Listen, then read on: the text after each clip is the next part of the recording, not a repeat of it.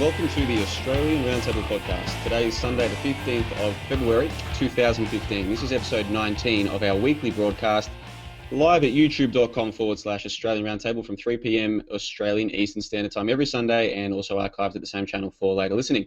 I'm your host, Johnno, and I'm joined via Google Hangout by Ethan Nash of TOTT News. Thanks for being here. Afternoon, everyone. And we are joined via Google Hangout by our resident wise old elder, the silver fox himself, Lindsay. Thanks for being there. Yeah, thank you very much. I'm very pleased to be here again. The show continues to grow, and we're now up to over 950 subscribers. So for any new listeners, I will read out this little blurb that we like to start the show with.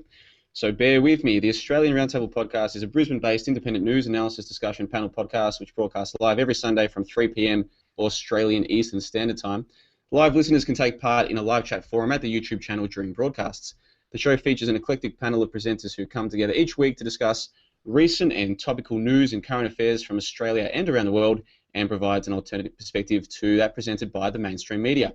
Views presented by individual panelists and guests are not necessarily representative of the entire panel, and each presenter is solely responsible for his or her own comments and claims. All important information cited during the broadcast will be linked to at our site, AusRoundtable.com, so you can verify and analyse it for yourself, which I, for one, recommend you do. Episodes generally run to about 2 hours, and although it is a roundtable discussion, we do keep to a rough structure for each episode, and we break the show up into a domestic and international segment. So here's the rundown for today. In the domestic segment, we're going to talk about the Samsung Smart TV spying, Tasmania's protest laws, Victoria's East-West link, the last two I was meant to talk about last week, I didn't get a chance. Then we'll talk about the Royal Commission into sex abuse, an update on that one. Another Australian terror event during the week, goodness gracious. Metadata laws and Abbott's holocaust gaffe. So we've got a very packed domestic segment today. And then on the international segment, things just get even heavier. We talk about Putin's comments regarding 9/11, political correctness and legal wills. I'm looking forward to that one from Lindsay. Vaccinations. Lindsay's got some information for us about that. And then we'll talk about the terror event in Denmark that's breaking as we speak. And finally, I will touch on that gosh darned plane crash in Taiwan. And that'll round out the international segment. So that's it for today. But before we get into any of that, boys, how are you doing? Okay, let me do that properly. I'll throw to one of you. Lindsay, how are you, my good man? Yeah, no, I'm good. Yeah, I've had a good week. Very few things went wrong, so I'm on top of the world. Oh, that's fantastic. And how about you, Ethan? How you been, mate? Yeah, pretty good, Johnno. It's unfortunate I couldn't be up there in the studio with you. I know you love my company, but yeah, I've been good and looking forward to a good show.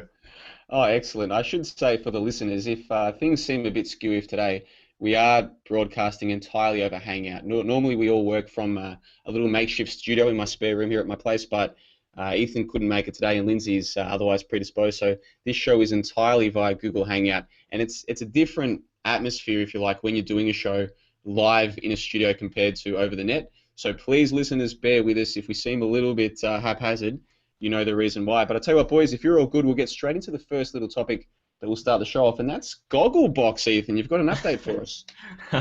Yes, a couple of episodes ago I spoke about Gogglebox and how it was coming to Australian television. Gogglebox obviously was the show that was adopted from the United Kingdom, where it's a reality show about people watching TV. And it's finally premiered over here in Australia, and everyone is raving about it this week. It had some pretty big numbers and was going head-to-head up against like My Kitchen Rules and all of these other rubbish shows that are on TV. So I decided to check it out because I was eagerly looking forward to it and couldn't believe what I was seeing. And what's the first thing that they bring up? The Sydney Siege, of course, to keep the Sydney Siege narrative going. They show us everyone's reactions to the Sydney Siege, just as they did over in the United Kingdom, and it was just on and on and on. But I got a little bit of a review here from the Sydney Morning Herald, which I think encompasses everyone's excitement for the show. It says, it has all the hallmarks of a hit. Great casting, sharp editing, zeitgeist-friendly and effortlessly adaptable to the changing television environment. It is extremely funny, at times oddly moving, and suggests reality TV needed to go this step too far. Could it be that what we needed to see was not just real people on the telly? We needed to see just what it is about them that makes us tick? Who knows? Perhaps the answer will come when we see the inevitable Gogglebox sequel. People watching television. It's just ridiculous, and it's just normalizing this Orwellian nightmare about technology watching you, and it's just made it into a mainstream way, Jono. Well, for a lot of our listeners who haven't been with us from the start, they might not actually know anything about Gogglebox. The background there, Ethan, is obviously that there's a program called Gogglebox, which is a show about you watching TV, yeah? Yeah. It's like, when you put it like that, it sounds ridiculous because it is ridiculous. Lindsay, what say you? Yeah, no, I was just about to say that. That sounds ridiculous because it is ridiculous. Yeah, and you beat me to it. Yeah, no. What do you do with something like this? I sort of despair from people. I think, what are these people? What's wrong with them that they're actually enjoying this sort of rubbish? Haven't they got anything else in their life they want to do? So that's my attitude. Yeah. That's how I feel about all television. If I go for a run in the evening and I'm running past houses, you just see this glow from people's houses. Just house after house, you can see a glow emanating from their lounge room because that's what people do. Like they get home from work and they turn on the TV, and until they go to sleep, they've got the TV on. There are people, this is just what they do, Ethan. Yeah, it's ridiculous, and we've spoke about it before. Every time I leave after we do a broadcast up there, and while I'm walking through the streets, and you're right, it literally is just every household with people just in trance on the lounge chair, just watching this TV feed information to them, and now people are watching that TV about the TV watching them. It's ridiculous. You can't make this shit up. Yeah, perhaps we should have a show watching Ethan walking home from doing the. That's a good idea, Lindsay. I like it. It'd be pretty funny, actually, because it's just unbelievable. It is. It's ridiculous. Well, what we like to do is obviously start the show with a light-hearted segment and have a bit of a laugh, and how can you not laugh at that? Time to get into the domestic segment proper. And the first topic is related to that one, Ethan. You've got some news for us about Samsung and their smart TV spying. Yeah. All jokes aside, unfortunately, this is another step of the Orwellian nightmare that is continuing to increase on a daily basis here. And it's come out this week, and it's been reported on pretty heavily about Samsung admitting that its smart TVs are spying on you with their technology. And I've got a little bit of an article here that I'll read out, and I'll link to it it's from an independent site. I'll link to it at AusRoundtable.com. But it says, is smart TV getting too smart? Smart TVs are connected to the internet, and they are capable of collecting and transmitting our data. Samsung Smart TV uses voice recognition technology to enable voice commands, but its private policy defined by the company says, quote, if your spoken words include personal or other sensitive information, that information will be captured and transmitted to a third party, end quote. In other words, Samsung's voice recognition feature is always listening to you unless you deactivate it. So these internet-enabled smart devices can be exploited to reveal a wealth of personal information. Quote, in addition, Samsung may collect and capture your voice commands and associated text so that we can provide you with voice recognition features and evaluate and improve the features, Samsung, the private policy says. Samsung points out that the voice recognition feature can be turned off by the TV's owner, but even if you turn the feature off, Samsung can still collect enough of your data. A spokesperson for the company told that Samsung, quote, takes consumer privacy very seriously. In all of our smart TVs, we employ industry standard security safeguards and practices, including data encryption, to secure customers' personal information and prevent unauthorized collection or use. What a load of rubbish, but it's just unbelievable. And the article goes on to show other examples of Samsung Smart TV from 2012 where the so-called security that they have in place has been breached, or they've found vulnerabilities in the technology, and now with the new TV, all of this is now once again accentuated on another level, where now they admit that the TV can collect your personal data if you say it. It's just unbelievable that the 1984 nightmare's coming true with Winston's monitor on the screen, where it's recording you at all times. It's just ridiculous, Jono. And do you remember a time, and this is only a couple of years ago, where if you said to someone, hey, you know that they can watch you through your video game console, or you know that they can watch you, people wouldn't just disagree with you. They were trained to say that you were crazy, like as if they could do that, as if they would want to do that. And here we are a couple of years later, and they're blatantly stating, yeah, we can, and we do. And none of those people who called us crazy are coming back and going, you were right. Those people are just going along with it like the sheep they are. Lindsay, what say you? Yeah, I agree. When you were talking, then I was just thinking about that. I've always had it in my mind that they'll be able to look at us through the TVs, and you just make sure you're careful what you say. But for them to come out and say this, I was sort of waiting for people to start shouting about it, but nobody is. It's this slow, gradual education process so that people come to accept what was 10 years ago totally unacceptable.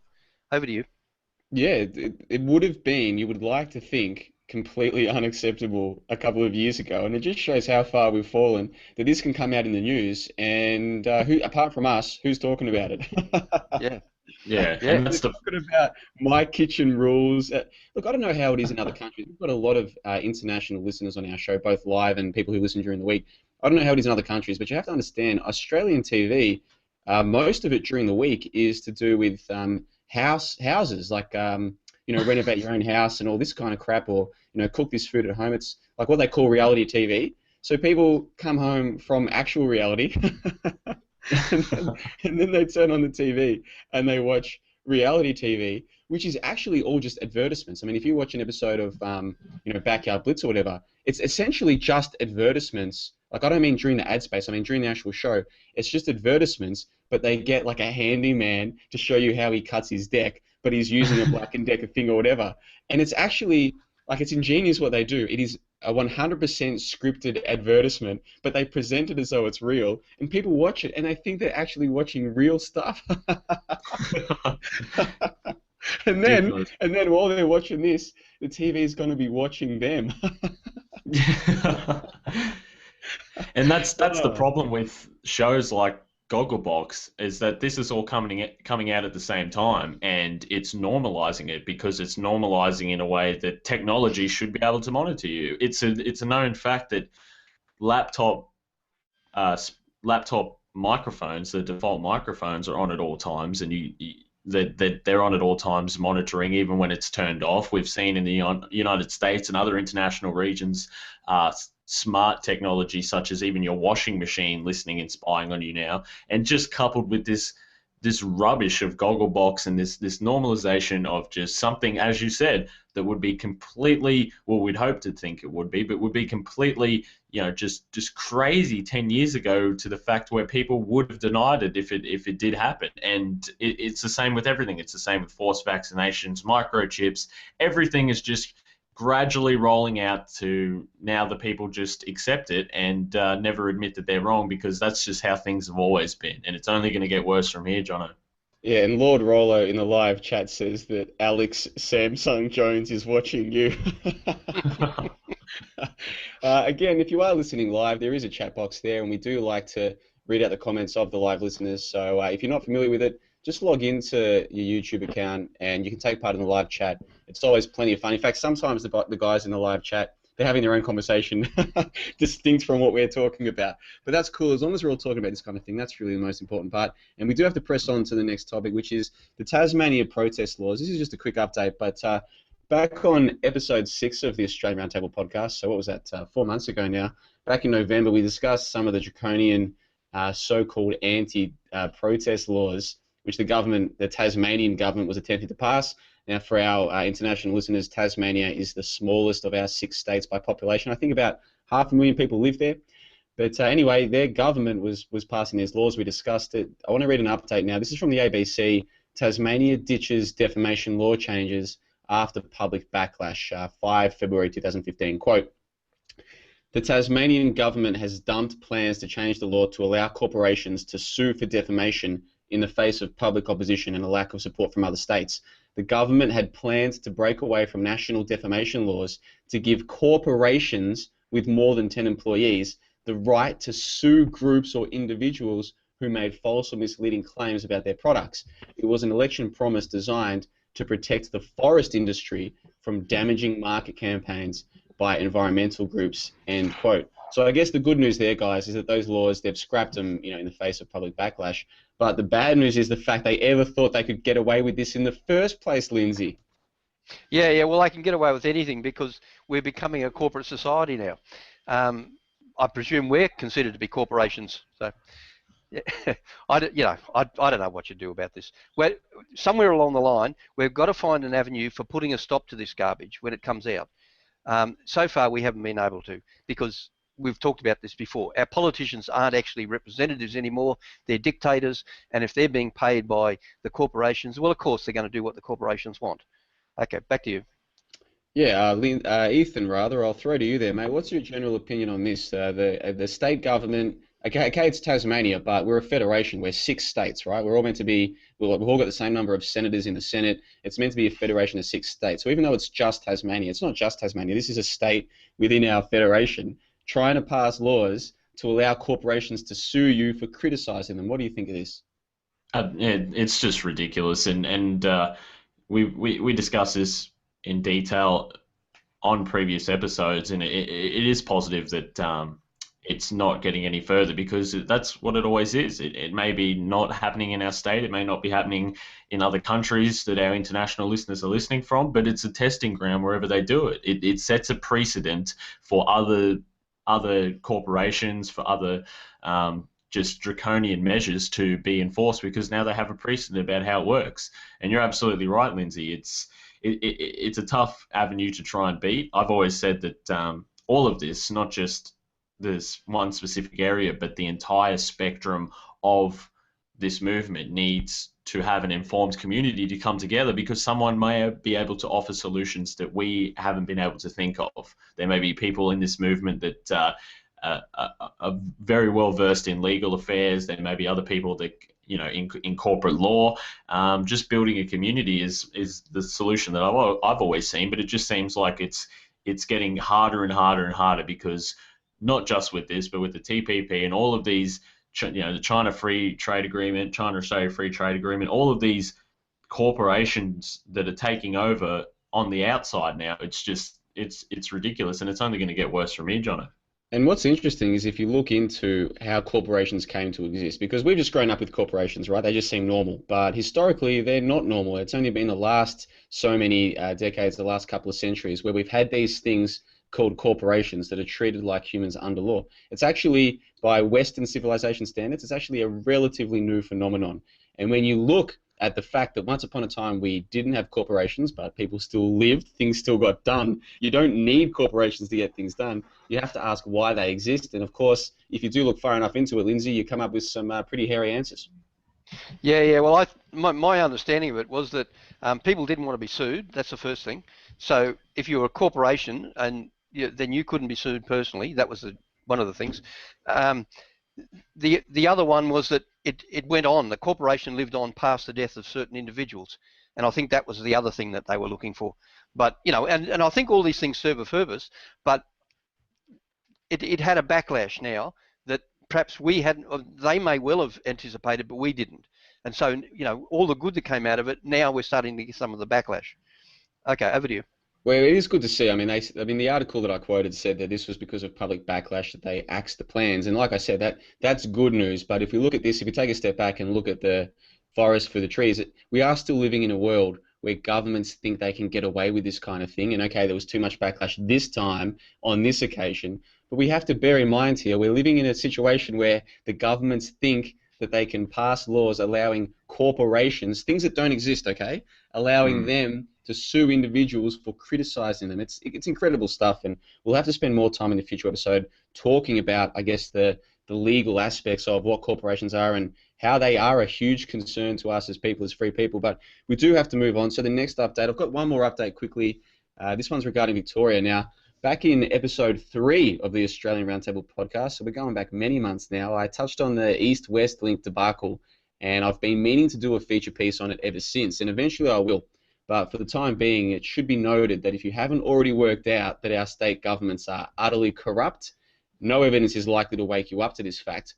But here is some further evidence anyhow.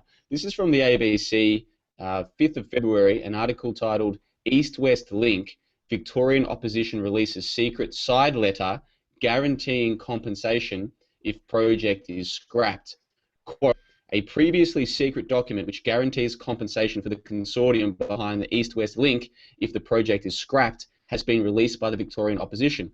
The so-called side letter was signed by the former Victorian Treasurer Michael O'Brien in September and accompanied the contract that was awarded to the East-West Connect consortium. Labor's Daniel Andrews won the Victorian election in November after promising to dump the project. He suspended all work on the toll road upon assuming power and released the previous government's business case for it shortly afterwards, however, had not yet made the side letter guaranteeing compensation public.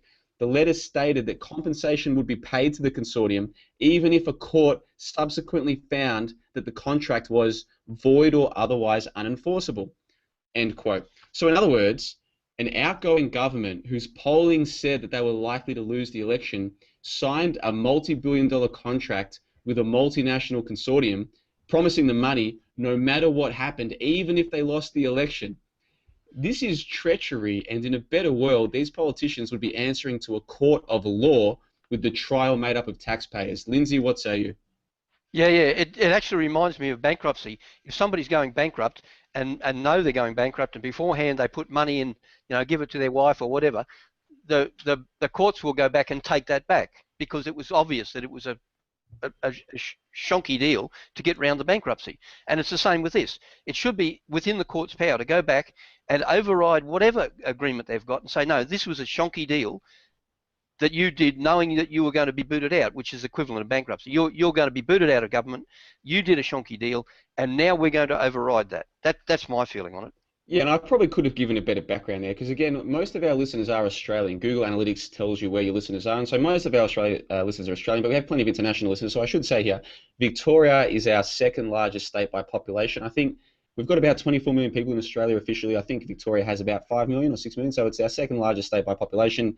Melbourne, obviously, is the capital city there in Victoria, and the East-West Link is a proposed infrastructure project, multi-billion-dollar infrastructure project, to build a tunnel under the city, okay? But that's the basics of it. So anyway, the former state government had signed a contract with a consortium to build the project, and so the article that I just read out explains how they didn't just sign a contract for the project, they also had a side letter promising that if any future government got in and scrapped that deal, they'd still get money. If that isn't treachery, I don't know what is. Ethan, what say you?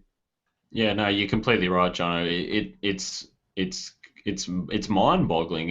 It's just if a court can't overwrite that, it's just ridiculous. And despite even whatever happens, they knew this was going to happen, and they still did it. And I think obviously in a just world, they would be held accountable for their actions, and the legal system would take its proper place in society and actually overrule these corporate interests. But it seems like even the legal system now just cannot touch all of these multinational corporations and government interests that try to suppress and try to damage us as a society and only benefit from themselves. It's absolutely amazing. Yeah, and in the live chat, a guy called We're Awake says that we were just in Brisbane and it is so nice to drive around up there. Driving here in Melbourne is a nightmare. Well, you mustn't have been driving in Brisbane in peak hour, my friend. I ride a bike to work, right? I work in South Bank, so I ride up along the river. It's awesome. And so in peak hour, I'm driving past cars that are just stuck there. It's like a car park, the freeway, the main road, because the roads here are so chock-a-block that I'm riding on my bike, just zooming past them because these people have they've got no hope. That's how chock-a-block the roads are up in Brisbane. Brisbane is growing so fast. Australia is being so flooded with immigration. Our cities are growing so fast that even when they build legitimate infrastructure, it can't keep up with the growth of the cities. And to us, this is normal, Ethan. You and I have grown up in a time of mass immigration. This probably seems normal to people our age, but I'm sure to people like yourself, Lindsay, that the quickly, I mean, how do I put this more eloquently? The rapid growth of the population of this country, it should be alarming to anyone who has to use these goddamn roads. Lindsay, what say you? Yeah, it has been for many years. I can remember, maybe 20 years ago, going to Sydney and being absolutely amazed that very few people in a lot of the streets in Sydney or sitting on the train were speaking English. And we've been overwhelmed with this for a long time. Prior to that, when I came back, it would have been when I was 26 or something like that, I came back into Brisbane, and if you saw a non-white face in Brisbane, you would almost be justified in going up and saying, well, where did you come from? Whereas now, I'd say the majority of the population is non-white now. Yeah, I'd agree with all of that. And in the live chat, Honest Trolling says, treachery, sure, but it's business as usual for these guys. And he's 100% right. Once you start looking into these things, you don't have to be a conspiracy theorist. You don't even have to be an event skeptic. You just look into these facts. You look at who sits on the boards of these large consortiums. You look at their ties to political parties and donations and the rest of it. It's so blatant what they do, and they just get away with it because so few people are exposed to the facts of these matters. And if you think that the mainstream media is going to tell you about any of this, you've got another thing coming. You have to piece it together yourself, and that's what we try and do on this show. But we do have to move on, boys, so we'll go to the next topic. What's next on the rundown for today? The Royal Commission into Sex Abuse. So last week, obviously, I detailed a whole bunch of really just disgusting things to do with revelations that came out of that Royal Commission. For people who haven't listened to that episode yet, go back and check it out. But basically, the Royal Commission into child sex abuse started a couple of years ago because it came out just how much sex abuse was taking place at places like the Catholic Church. So there was a massive call for a public inquiry. That's what the Royal Commission is. And just recently, they've finally started looking at some of these allegations to do with Jewish schools. So they've been doing the Catholics for a couple of years. They've only just moved on to looking into these things to do with Jewish schools, and there's been some disgusting stuff come out of all of that. And Lindsay, I know that you've got an update for us on those inquiries. Yeah. Repentant pedophiles need mercy. And this is from the Courier Mail on the 10th of January. And in quote, a rabbi has defended pedophiles, saying some should be left alone if they have not offended for decades. In a stunning outburst to the Royal Commission into institutional child sexual abuse, Rabbi Joseph Feldman said he did not agree that pedophiles who had repented and not reoffended risk jail time if they were prosecuted. Someone who's done teshuva, I presume that's how you pronounce it, which means repented, ended up in jail for many years. I don't think it is a good thing, he said. Obviously, we're terribly concerned about the victims. Now, that's almost like an afterthought, isn't it? That's how it struck me. It is just a situation where we punish someone for what they did 40 years ago, even though they've changed. Then he goes on at some length about they're not being a threat to society, and of course they should be dealt with according to law, etc., etc. What struck me was a sudden change to forgiveness. Whatever happened to the never forgive, never forget? 93-year-old suspected camp guards and SS soldiers from the Second World War in Europe. I forgot, sorry. They're not humans. Like the good rabbi, they, like the Palestinians, are just subhuman or mere cockroaches or cattle, not deserving of mercy. Now, am I being too hard there? Oh, well, we'll see. While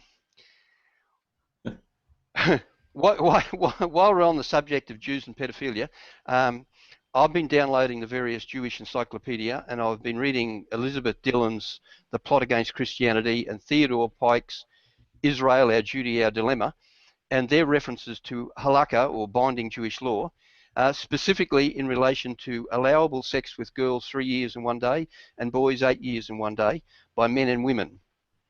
Then there is a whole set of passages about allowable sex with dogs, etc.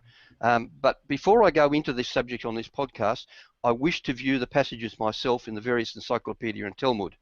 I'm in the process of downloading these very large files, and I still don't have them yet.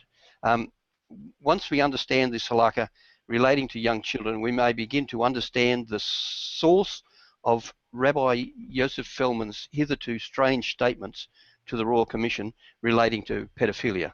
Now, that's all I've got there. Well, thanks for that one, Lindsay. So basically the update here is we've got a rabbi saying that those who committed sex abuse against children, against innocent children years ago, should be forgiven. And I don't mind the idea of forgiving people who are truly sorry. I guess the issue here, Lindsay, is that we're talking about a group of people who don't seem so forgiving in other topics. Yeah, that was precisely the point I was trying to make. Yeah, this never forgive, never forget. I've read that as a quote in a few places, whereas it seems to be the opposition to the Christian ideal, which was, you know, to forgive your enemy, etc., etc. Okay, over to you. Oh, I'll throw that one over to you, Ethan. Yeah, you made a good point there at the end, Lindsay, about trying to piece together why this would be said, and I'd like to know why the Courier Mail is publishing such a strange new development in this inquiry. It obviously the media has a big hand in trying to force their agenda or ideologies of their corporate masters on people. And I'm wondering and it's not the first time I've seen this in the Courier Mail and Australian media, I'm wondering if somewhere along the line they're trying to normalise pedophilia or try to brush pedophilia off as something that can be forgiven for. And because obviously we won't get into a big talk about it, but we know that people at the highest levels are involved in that. So maybe they're trying to push an agenda to say that it is normalised in the eyes of the people, just as I've seen all throughout the last couple of years in terms of child sex offenders trying to be rehabilitated and try to be portrayed in a positive light for something terrible that's happened. So I do want to know why these strange remarks were made, but I also want to know the media's agenda behind it for publishing it, Lindsay. Yeah, no, I agree with you. Like I say, I'll try and do the research, get these documents down, go through them, and then I'll have something to put to the podcast that I've seen myself. Then we can go from there, and we might make some speculation about why it is. I would suspect that if this is in fact part of that Jewish law, even though by only a right-wing section of the Jewish population, that may well be why they're taking the view they're taking. But I don't want to go any more on that, because until I'm clearer in my own mind, we're liable to open ourselves up for a lot of criticism. Yeah. Well, I'll tell you no, what, definitely. in the live chat, Ticin, I'm not sure how he pronounces that. I'll just call him Tyson for now. He says that sex abusers don't deserve jail, but Brendan O'Connell did for words. And of course, that's a good point. And that's the point that we made last week, was we've got people who have spent 3 years in jail in Australia for saying nasty things about Judaism, okay? Then we've got people who have sexually abused children in their duty of care, getting away without jail time or convictions against their name. And any sane, rational person has to ask, how is it possible that we live in a country where for criticizing a certain religion, you can spend 3 years behind bars, but people of that same religion can abuse their own children, intentionally keep that matter from the public, intentionally keep that from the authorities. The leading rabbis involved even get awarded Order of Australia medals, and the people who are responsible don't go to prison, and their rabbis are out saying we should forgive them. Meanwhile, if you criticize that religion, you spend 3 years in prison. This is absolute madness, and it's not a topic that we really discuss too much. There's so much that we have to discuss on this show in 2 hours. We don't really spend much time on that angle, but when it comes up, we have to give the honest truth here. This is messed up stuff, isn't it, Lindsay? Yeah, I think it is. I was shocked last week when some of the things you were saying, and I thought, well, I've got to go and spend some time, and that's pretty much what I've been doing, researching this during the week, and I've still got a lot to go. I mean, some of these files are gigabytes, so it's going to take me a little while to get them down and go through them, work out what's true and what's not true, and then I'll have something I can come back and give you concrete evidence.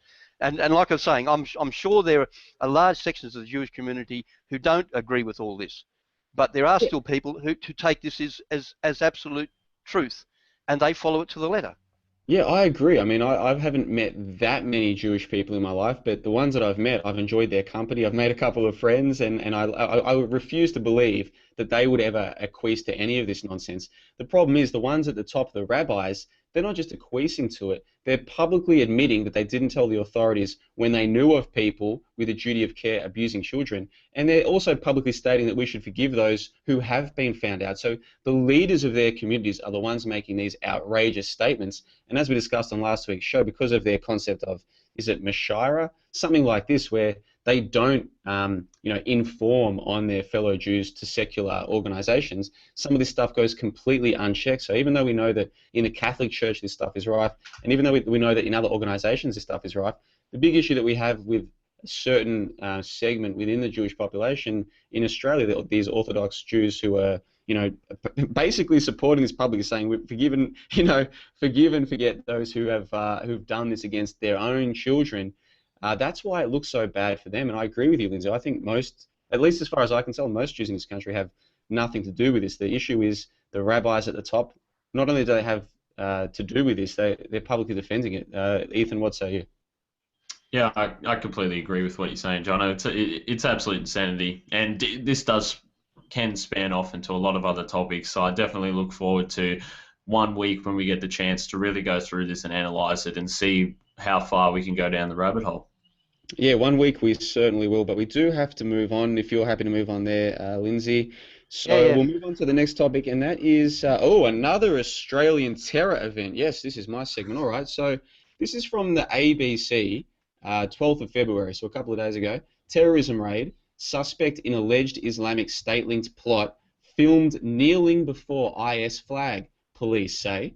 That's the title of the article. And this is a lengthy article, but I'm going to read this one out. No background. I'll just read out this article, and you'll see where I'm going with this. Quote, one of two men at the centre of an alleged Sydney terrorist plot recorded a video in front of an Islamic State flag just 20 minutes before heavily armed officers stormed the pair's makeshift home, police say. Omar Al-Katobi, 24, a student who fled war-torn Iraq for Australia, and Mohammed Kiad, 25, a nurse who moved from Kuwait in 2012, are accused of plotting an imminent terrorist attack. The men were arrested during a raid on a converted garage in the backyard of a house in Fairfield on Tuesday. Police say a machete, hunting knife, and homemade Islamic State flag were found in the home. Katobi and Kiad have been charged with undertaking acts in preparation or planning for a terrorist act. Their case was due to be heard in Fairfield Local Court on Wednesday, but was adjourned to Sydney's Central Local Court because of security issues and the nature of the charges. They will appear via video link on Thursday. Police received a tip-off that the men were planning an attack on Tuesday morning. They placed them under urgent surveillance, tracking them through Sydney before making their move. They say that at 3 p.m. local time, the men bought a hunting knife from a military supplies shop. It was then the counter-terrorism team decided to intervene and raid the Fairfield property. The type of act that we will allege that was going to be undertaken is consistent with the messaging coming out of IS, New South Wales Deputy Police Commissioner Catherine Burns said. We believe that the men were potentially going to harm somebody, maybe even kill somebody, and potentially using one of the items that we identified and recovered yesterday, potentially a knife. When we did the search of the premises, a number of items were located, including a machete, a hunting knife, a homemade flag representing the prescribed terrorist organisation IS, and also a video which depicted a man talking about carrying out an attack. I would like to, however, reassure the community that we are aware of the view that there is no further imminent attack relating to these two men. She said the video allegedly seized in the raid was what made police believe the attack was imminent. One of the items that we will introduce into evidence is a video, and in that video we will allege that one of the men indicated that an attack was going to be carried out, she said. This is Catherine Byrne, this is the Deputy Commissioner of New South Wales Police. We will allege that both of these men were preparing to do this act yesterday. We can't go into the details of what was actually said in that message. However, the intent is clear, and the intent is what I have told you today. Prime Minister Tony Abbott told Parliament on Wednesday that police found a large ISIL or Daesh Islamic State flag, a machete and a hunting knife, and a video recording of one suspect kneeling in front of the ISIL flag with two knives whilst making a statement in Arabic. Mr. Abbott said the arrests were evidence that the approach of the authorities was working. This is a serious issue, and I suspect it will get worse before it gets better. There are those out there, some living in our midst, who would do us harm. That's the Prime Minister, by the way. New South Wales Premier Mike Baird thanked counter-terrorism police, describing the alleged plot as beyond disturbing. He also said that people should remain vigilant. If you see anything suspicious, ring it in, because ultimately together we have the capacity to defeat this, he said. While our forces continue to do a first-class job, all of us have a role to play in this, and I think that's what I want to continue to see. Certainly something catastrophic was avoided yesterday, and for that we should be very thankful, end quote. Now listen, listeners, thank you for your patience. I know when I read these things out it can get a little bit monotonous, but you have to understand that was the Deputy Commissioner of the New South Wales Police, Catherine Byrne, the Prime Minister of this country, Tony Abbott, and the state premier of New South Wales, our largest state by population, Mike Baird, making those statements that I just read out from an actual news article. Okay, that's not from The Onion. That's an actual article from the Australian Broadcasting Corporation. You can't. Jesus, Lindsay, tell me. What the hell? Well, that's all right. I'll be next because I've got a hunting knife and I've got something that looks a bit like a machete. So, and I've got a couple of old VHS videos in there somewhere. I'm sure we'll be able to find something somewhere. Anyway, how do you guys like this? An anonymous tip-off.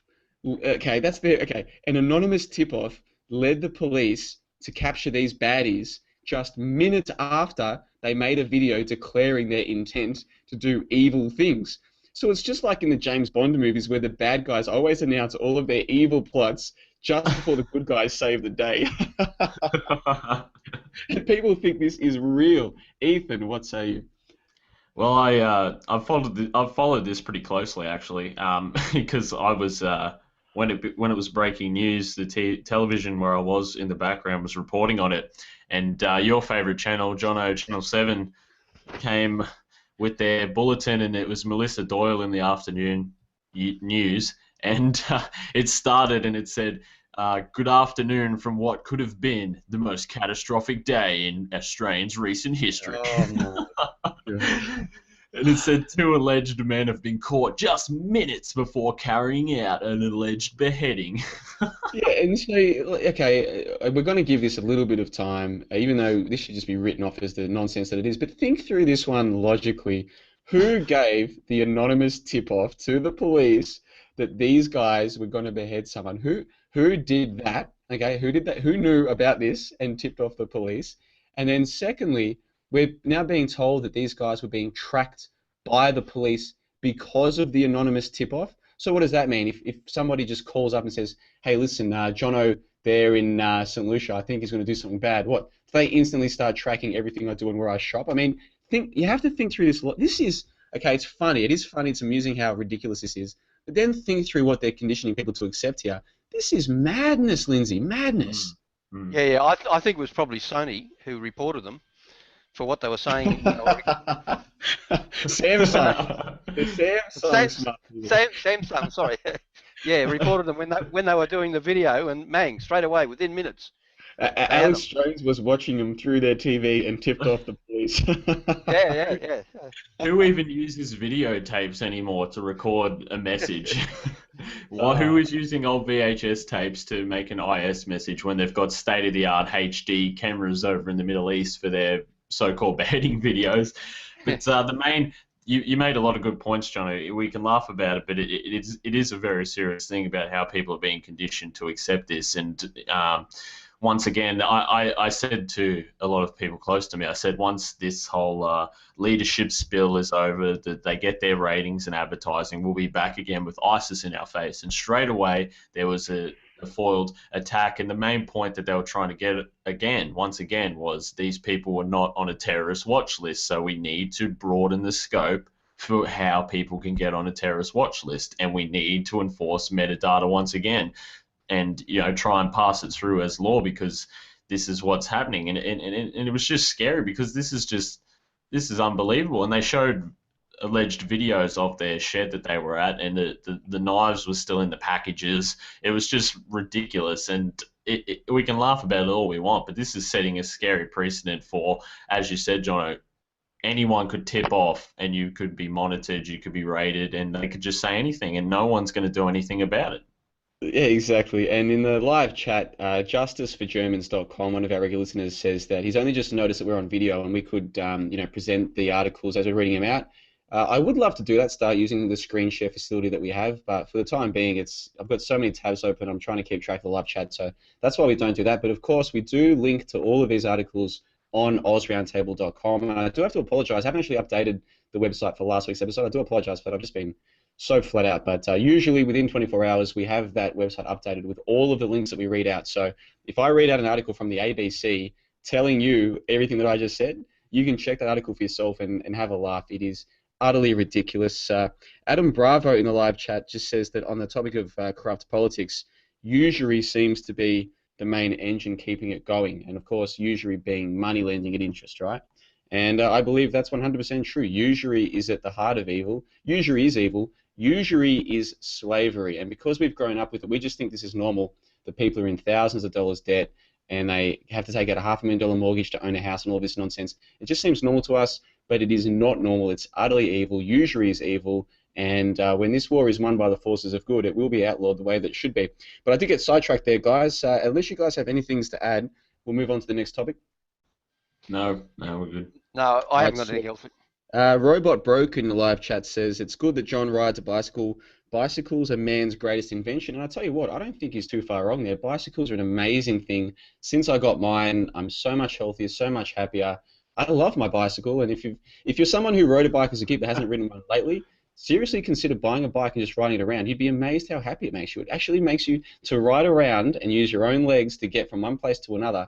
Actually makes you feel happy. And if that sounds crazy, give it a try. That's my recommendation. Now, we have to move on to the next topic, and that is metadata. This actually is a nice segue, I guess, from what we were just talking about. Lindsay, I know you've got an update for us on metadata.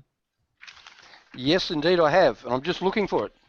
Okay, while you're doing that, I'll give the background for the listeners. Of course, metadata is the term that's being used by our media to describe what we do on the internet. Somehow this word metadata has crept into the vernacular. So when they're talking about metadata laws, what they're actually talking about is what you do on the internet. Every time you hear them say metadata, just think, oh, what I do on the internet. So when they're talking about passing metadata laws, what they're talking about is watching what you do on the internet laws. And it's been a debate that's been present in Australia for, I don't know, a good year now. So it got really big after those fake ISIS beheadings and all of the fake terror incidents that we've had in Australia. And so what happened, and I'm sure you can back me up here, Ethan, we had those two horrible tranches of legislation that were passed following those fake terror incidents. The third one that hasn't been passed yet, so that the two were to do with, you can't fly certain places, the police can come into your house without a warrant, all this really bad stuff. Go back through our back catalogue, you can find out a detailed breakdown of all of that.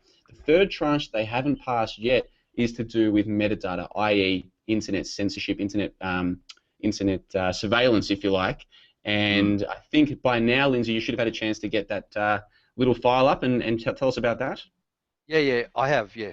And one of the things that I understood with metadata, because I've heard people say to me, oh, it's not really that important. They're not listening to your conversations. But like if you've got, oh, right, I've telephoned the AIDS clinic and I've telephoned, they can pick up exactly what you're doing and what's wrong with you and what have you, just from following who you ring or who you send emails to, without reading the content or listening to the content of your phone. Anyway, that was just an aside. Okay, I'll get into this now. And again, this is from the Courier Mail on Friday the 6th of February by somebody called Alex White. And quote, police have uncovered 2 terrorist plots and a child porn ring by accessing metadata to gain evidence, end of quote. Now, one question I would ask is, why do we need metadata to detect child porn rings when they have plenty of ordinary evidence of these things but don't act on it anyway? And they've been reluctant to act on it for decades. So that I cannot be accused of talking through my backside, I will give some examples. We have a case of Franca Arena, this is from a while ago, who was a member of the New South Wales Legislative Council from 1981. First, she worked for the Australian Labor Party and then as an independent from 1997 until she left the council in 1999. Arena shot to national prominence in 1996 when, under parliamentary privilege, she named retired Judge David Yeldham and former New South Wales MP Frank Arkell as potential pedophiles. The Royal Commission into the New South Wales Police Service was a Royal Commission set up in 1994 to investigate corruption in the then New South Wales Police Service. As the Commission continued, its scope expanded to include pedophilia and the failure of the New South Wales Police to adequately investigate accusations of sexual abuse. Arena, along with fellow MP Deidre Grusevan, urged the Commission to look into abuse perpetrated by judges and lawyers. When the Commission published its findings, it cleared Yeldham and Arkell of any wrongdoings and found that Arena his claims of a high-level cover-up of paedophilia activity were false in all respects. Now, not all of Arena's efforts were dismissed, however, because the New South Wales Commissioner of Police, Peter Ryan, set up a strike force to investigate accusations that Arena had supplied to them, and argued that her assistance had been invaluable at times, such as in the arrest of a New South Wales District Court judge for child sex offences. Now, I'd like to go now to, this is a transcript of a Four Corners broadcast of the 17th of February 1997 called Courting Disaster.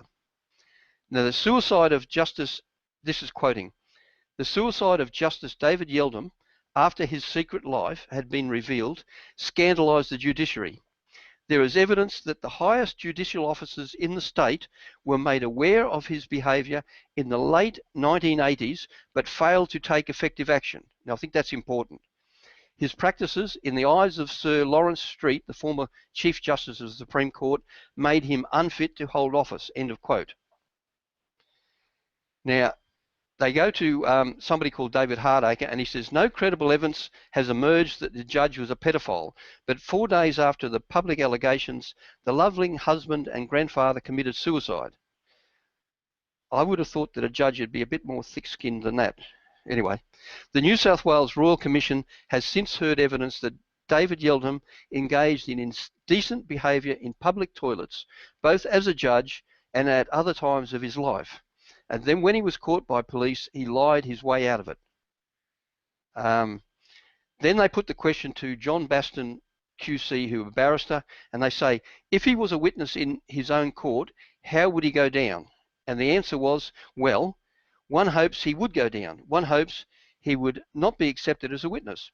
But the difficulty is, of course, that in the circumstances, his conduct was conduct which was known to police officers. And he himself was required to judge the credibility and the performance of police officers from time to time in his court. That's why it gives rise to concern for the public.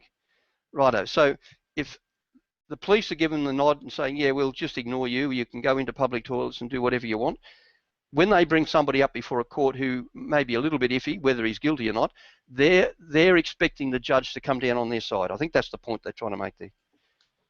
Anyway, I've got the link there, so we'll put the link up for those who want to go and have a look at that Four Corner story. Throw straight to you there, Ethan. Hello? Is Ethan there? Looks like we've lost Ethan. All right, Lindsay, you carry on, mate. Yeah, I'll carry on. Ethan's probably gone for a cup of tea or something. No, I'll take advantage of the time. Right, this one is from Larry Pickering. This one's from Larry Pickering. And he wrote a piece on his website, and I'll give you Larry Pickering's website. I find it quite interesting. A year ago, and it's called Rob Borbidge for Queensland Governor. Don't think so, Bob. That's the end of the quotes. I'm amazed that he has not been sued by now, because some of the things in this are unbelievable. Just maybe he is speaking the truth, and they don't sue. I will let you be the judge, and I'll quote what was on the website, because I find it absolutely fascinating. Life without a Senate has invited corruption and unmoderated excesses from Bjelke-Petersen to Goss, Hinds, Cooper, Ahern, McEnroth, Ludwig, Bryce, Rudd, Beattie, Bligh, and now the relative clean-skinned Campbell Newman is dipping his toe in the still warm excrement. I love that. So, and this is a cartoonist, so he's got a flair for these things. And where does Queensland's 35th Premier Bob Bubbles Borbidge fit into this gallery of rogues? Well, he and his mates had an after-hours predilection for underage boys. This is the quote. And his mates were none other than Chief Justice Paul Daphne, in quotes, de Jersey, and Federal Court Judge John Doggy, in brackets, Dowsett. The group Blaze, an acronym for boys, lovers, and zucchini eaters, received much scrutiny. I shouldn't really be laughing because it's not really that funny.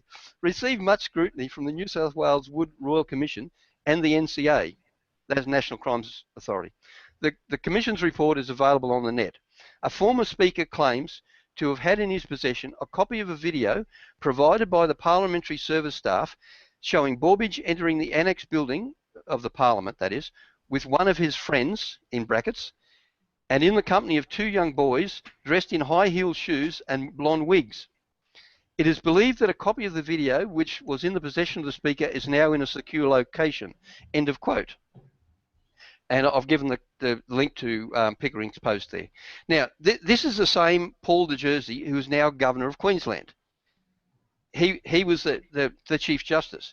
And this bloke's coming straight out and saying he's a pedophile. And how he hasn't, that's a year ago, how he hasn't been sued, I don't know. There is more evidence available along these lines relating to Wollongong and elsewhere. So that you're getting back to Arkell and the New South Wales. And I've given a link for those sites. Now, I attended the Supreme Court to witness a mother pleading. This is not a quote now. This is me. It's not out of Pickering's post. I attended the Supreme Court in Queensland to witness a mother pleading that her youngest son not be returned to his pedophile father. The female judge was, in my opinion, cold and unhelpful.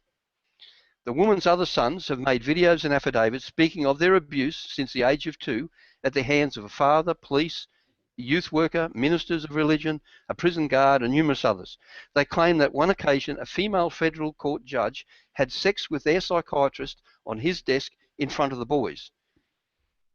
Now, they've signed affidavits. I mean, I'm not saying it's true or not. I'm just saying they've signed affidavits. The point of this is that the whole proposition that we need more restrictive or restriction in our privacy to detect pedophilia is just humbug. These people are protected species, shepherded by police, and who will never be brought to justice. No matter what concessions we make in our privacy and our freedom, these people will continue. I'll leave it at that and let's see what else other people have to say about it. Well, you know, while you were chatting, we lost Ethan temporarily, and Rorschach in the live chat said that he thinks Ethan's gone to kneel before his ISIS flag. It is different doing this show over Google Hangout to what it is doing it live in a makeshift studio. So we're still getting the knack of it, and sometimes we do disappear temporarily, Ethan. But based on what you heard from Lindsay just then, Ethan, what are your thoughts, mate?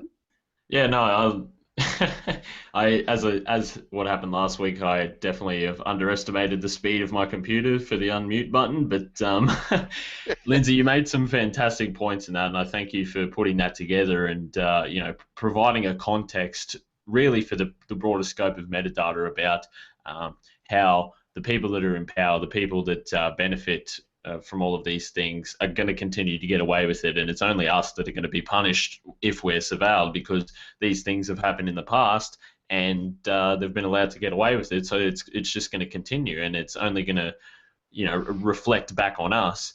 And I'd like to bring that point up with people when they talk about introducing metadata as a means to catch these so-called ISIS beheadings before they happen. And apart from the couple that we've had recently, most of these terrorist attacks have been discussed as we had them on a terror watch list and they somehow have slipped off the terror watch list. That's why we need metadata to track all of their actions so we can provide a safer environment for Australia, which they did with Manhar Monis was the most prominent one. They said if he slipped off our terror list through a back door, but if we had metadata, we could have still surveilled him. And that's ridiculous, because I bring up to people, it's not the metadata, it's the system that they have. Now let's pretend that this is all real. Let's pretend that the terrorists are all real, that they did fall off a watch list.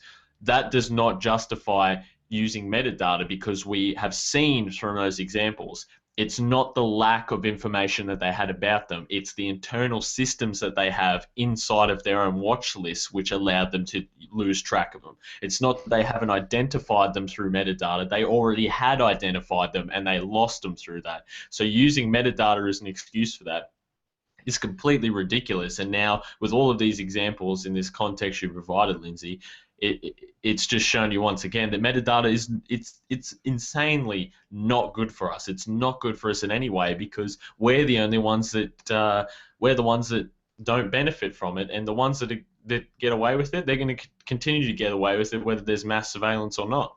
And to show how this all ties in, let me read out an article from the Sydney Morning Herald from February 5 entitled "Tony Abbott wants metadata laws passed by March."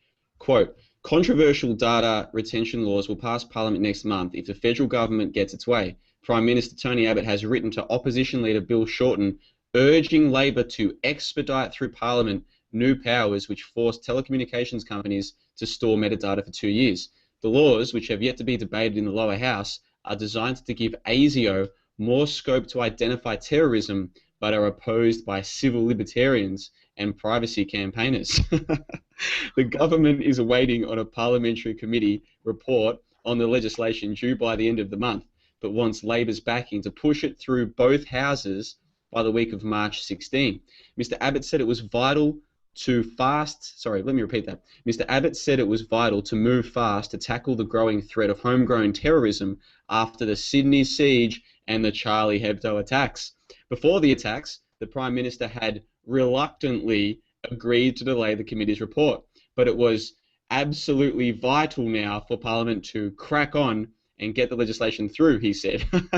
End quote. So they're even using the Sydney siege and the Charlie Hebdo thing to say, hey, we didn't want to have to pass these laws, but now there's too much terror out there. Now we have to pass these laws, and we need the opposition to expedite the passage of these laws and not to block them in the Parliament. And this is why when you say to people that the false left-right paradigm is a false paradigm, it's a joke. They're the same party, just different branches of the same party. And people can't understand that. Well, they're probably never going to understand it. It's so obvious. Here you've got the Prime Minister actually saying, I have contacted the opposition leader to tell him to pass our new laws taking away your rights. They even stated themselves. They stated themselves that they're working together to take away your rights. And people still believe in this false left-right paradigm. Lindsay, I'll throw it to you. Yeah. There's nothing much I can add to that. I mean, the whole thing's just so obvious. I become frustrated that other people can't see it when I'm talking to them. It just, after years and years, every time the right get in, they don't take away the bad laws that the left have passed. Every time the left get in, they don't take away the bad laws that the rights have passed. So I suspect that what they do is they get the right in to pass laws about working people, and they get the left in to pass laws about business, and none of the things have ever changed. Doesn't matter how they rail against them, nothing has ever changed. So they're all happy with it. Anyway, I won't go on and on about it, but you know what I'm getting at. Yeah, I know what you're getting at, and we've been joined in the live chat by Dolores Flores. We love Dolores. Good to see her there. And also, Ethan, Aussie Beach TV is in the house. We've got some big news about that at the end of the show. So I won't say too much more, but good to see Aussie Beach in the house. A few comments from the listeners. Obviously, with the comments, I write them down as we're going. Sometimes the comments will be on topics that we've already discussed. Just quickly, a new listener named Clint says that usury is the act of a parasite, and I agree with that 100%. And really, I mean, it's taken me 19 episodes to get onto the topic of usury. I should have been talking about it from the start. Usury is slavery. You're going to let me repeat that. You're going to hear me keep repeating that over and over. Usury is slavery because usury is slavery. So, dude named Clint, good to have you on board. Rage Against the Money, another new listener, says that you should tape over your camera regarding the surveillance of what we do on the computer, and I agree with him 100%. In fact, when I see people with laptops that don't have tape over their camera, I think to myself, what's the deal with that person? Do they realize that someone could be watching them right now, and do they just not care, or do they not even realize? But then at the same time, I see other people who do have tape over their cameras, and I think, yeah, that person is a sensible person. I would like to think, Lindsay and Ethan, you also practice the old tape over the camera. I'll throw to you, Ethan. Yeah, definitely. Mine's more blue tack. Not a big fan of the tape. Our international listeners, mate, probably don't know what blue tack is. Do you want to explain it? I don't know how to explain it. It's like just blue tack. It's like unsticky chewing gum. Yeah, pretty much. It's like a chewing gum sort of substance, but it's not chewing gum. It's sort of a clayish thing that sticks, and I'm gonna have to look at the official definition to explain this. But going back to the article you read out, Johnno, that's exactly what they were trying to say in that article. Is we need metadata to catch all these terrorists, when, as we've seen in the past, that's not the point that they're trying to make, and it's just unbelievable. I can't believe that they're pushing this nonsense and that people are buying it on a continuous basis. They just buy it left, right, and center. They buy into the false left-right paradigm, but I do see more and more people questioning it, and it is a slow process to get someone to go from believing that Labor's good or Liberals good or the Greens are good or any of this nonsense to understanding the whole thing's fake. It is a long process, so I am patient with people, and if you're patient with people, sometimes you do see them change for the better, and it is when you see it, when you see someone who you know previously used to believe in the false paradigm, now understands that it's fake, it's a very rewarding experience. And just last night I was hanging out with some old buddies who I see every now and then, and one of them, I heard him, I didn't bring the topic up, I heard him explain to someone else that the paradigm was a false paradigm. It just fills me with so much optimism when you see people waking up to this, and people are waking up to this every day. It's a slow process, but it is happening. But Dude Named Clint and Reg Against the Money, good to have you on board. Lord Rollo in the live chat asked if we take callers. No, we don't take callers, but at the end of this show, we've got some very exciting news that I think you might be interested in. So make sure you stay tuned for that. But if you guys are happy to move on, Lindsay, this was your segment, so I'll give you the final word and then we'll move on. Yeah, no, I have no final word. Pretty much everything I had to say was in there, and you fellas have expanded on it anyway. So we'll just let it go with that and see if anything further comes to it in the following weeks. Okay, well, in the live chat, Knowledge Driven says that in the USA, it's blue post attack that Ethan is talking about. Okay, so apparently they call it blue post attack. Awesome. Thanks, Knowledge Driven, for the info. We'll move on to our final topic for the domestic segment now, and that is to do with a gaffe, a little mistake that our Prime Minister Tony Abbott made. And Lindsay, I know you've got some information for us about that. Yes, indeed, I have. The outcry this week over Tony Abbott just using the word holocaust in relation to his castigating the Labor parties over a, quote, holocaust in defence jobs, end of quote, has served to bring home to the rest of us just who is running this country. It certainly isn't our Prime Minister. When Jews whine and wring their hands and the politicians all jump, it shows us just who is the boss here. I retreated to the comfort of my trusty old Oxford Dictionary, and here is how it describes holocaust. Quote, whole burnt offering, and then whole sacrifice of destruction, end of quote. Now, nowhere after that do I see a copyright symbol, so what gives? Is it a word in our language, like every other word, where do these people get off telling us and our politicians how to use our language? Okay, I'll leave it at that. See what you fellas got to say. Oh, Lindsay goes bang. No, you can't just leave it there, Lindsay. So the background here is that our Prime Minister, I think it was in Parliament, said that under the previous government, the Labor government, there was a holocaust of job losses, I think in defence or something like this. Yeah, So, pardon me, he said there was a holocaust of job losses, as an attack on the other. You know how in Parliament, the whole circus of Parliament, one party says nasty things about the other party, and then that party says nasty things back, and the foolish sheep who believe that this is all real, they cheer on when their side makes a comment that they like, but they boo and hiss like it's all a big theatre, it's all a stage, it's all fake. Well, anyway, in our Parliament, Tony Abbott said that there was a holocaust of job losses, and there was a media backlash where people saying, oh, you can't say that, you can't use that word, it's so offensive. And that's the background to what you said there, Lindsay. Ethan, I'll throw this one over to you. Yeah, Lindsay's completely right.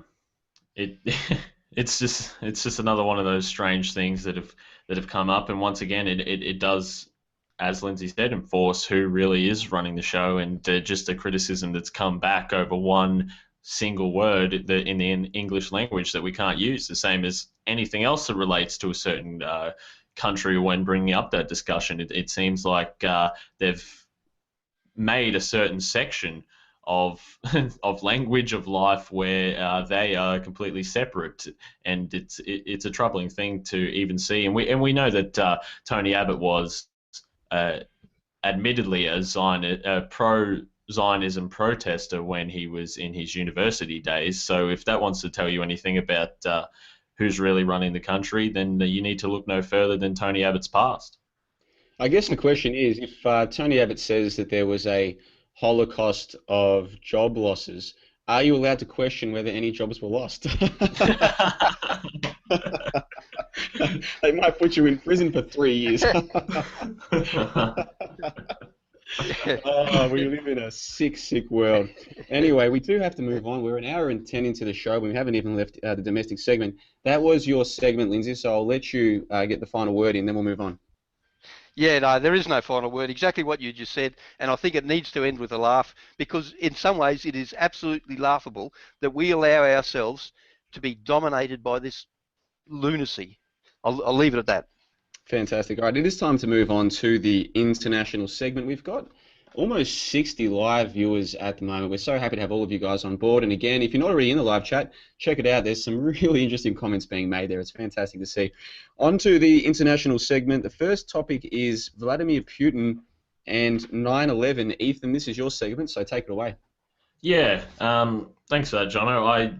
I saw an article during the week, and there's a lot of articles that pop up from various independent news websites and various alternative media, if you would put it, that have come up, and one of them was to do with Vladimir Putin apparently threatening to release satellite evidence of 9/11, and the article goes down to say that Putin is going to hit once, but he's going to hit hard. This is going to believe.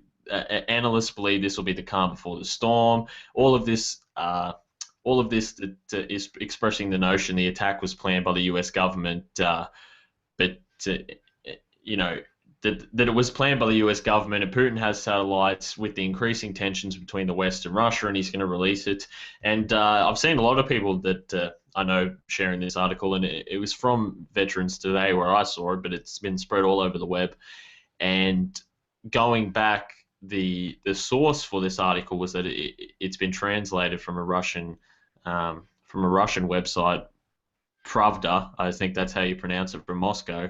And going back through the articles to the actual source file, there's no legitimate evidence at all to suggest that Putin has said this, that Putin has the intentions of doing this, and that Putin is going to do this. It just seems like this article is a mass of disinformation and just completely blatant propaganda that shouldn't be passed as credible in the eyes of anyone. But while I was doing that research, I discovered an article from Russia Today, which is one of the biggest, you could say, independent sort of state government controlled websites. It's very propaganda based towards Russia, but they do have good information on there. I have sourced them before here on the show. And this was an article from 2011, and it's called 9/11 Inside Job, quote, impossible to conceal, says Vladimir Putin. Claims that the terror attack of September 11th, 2001 were orchestrated by the US intelligence agencies are, quote, complete nonsense, Prime Minister Vladimir Putin told attendees of a youth forum. This is complete nonsense. It's impossible, Putin said on Monday, responding to a question posed by an attendee of the youth forum in 2011. Quote, to imagine that US services did it deliberately with their own hands is complete nonsense, the Prime Minister said. Yeah, that's what the article says. Only people who do not understand the workings of security agencies can say that. It would be impossible to conceal it.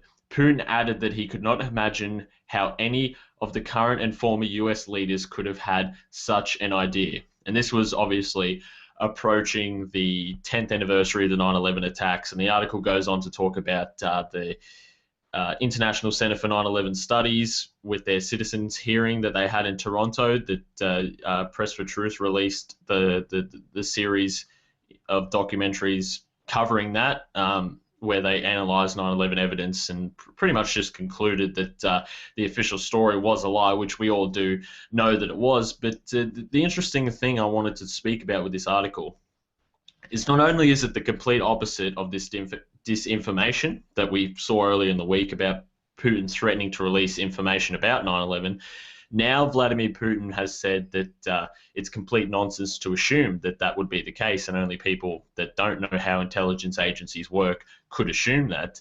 And it's an interesting talk because we've spoke about Vladimir Putin, we've spoke about Russia, we've spoke about the ongoing process towards a third world war, towards a global collapse, whatever you want to call it, involving Russia. And we've asked the question, is Russia on our side, or is it just another pawn of the New World Order, or what is it? And all of us, I don't want to speak for you guys, but we sort of have been leaning towards the fact that, yes, everything is a part of the New World Order. This is a plan. This is yet again another orchestrated thing, and it was interesting for me to see because I didn't see this when it was released in 2011, and that was one of the major keys for me when looking into other certain supposed prominent truth seekers in the movement about denying 9/11 being an inside job is pretty much the nail in the coffin, in my opinion, in terms of the discussion of whether they're on our side or not. So I just wanted to open it up into a discussion about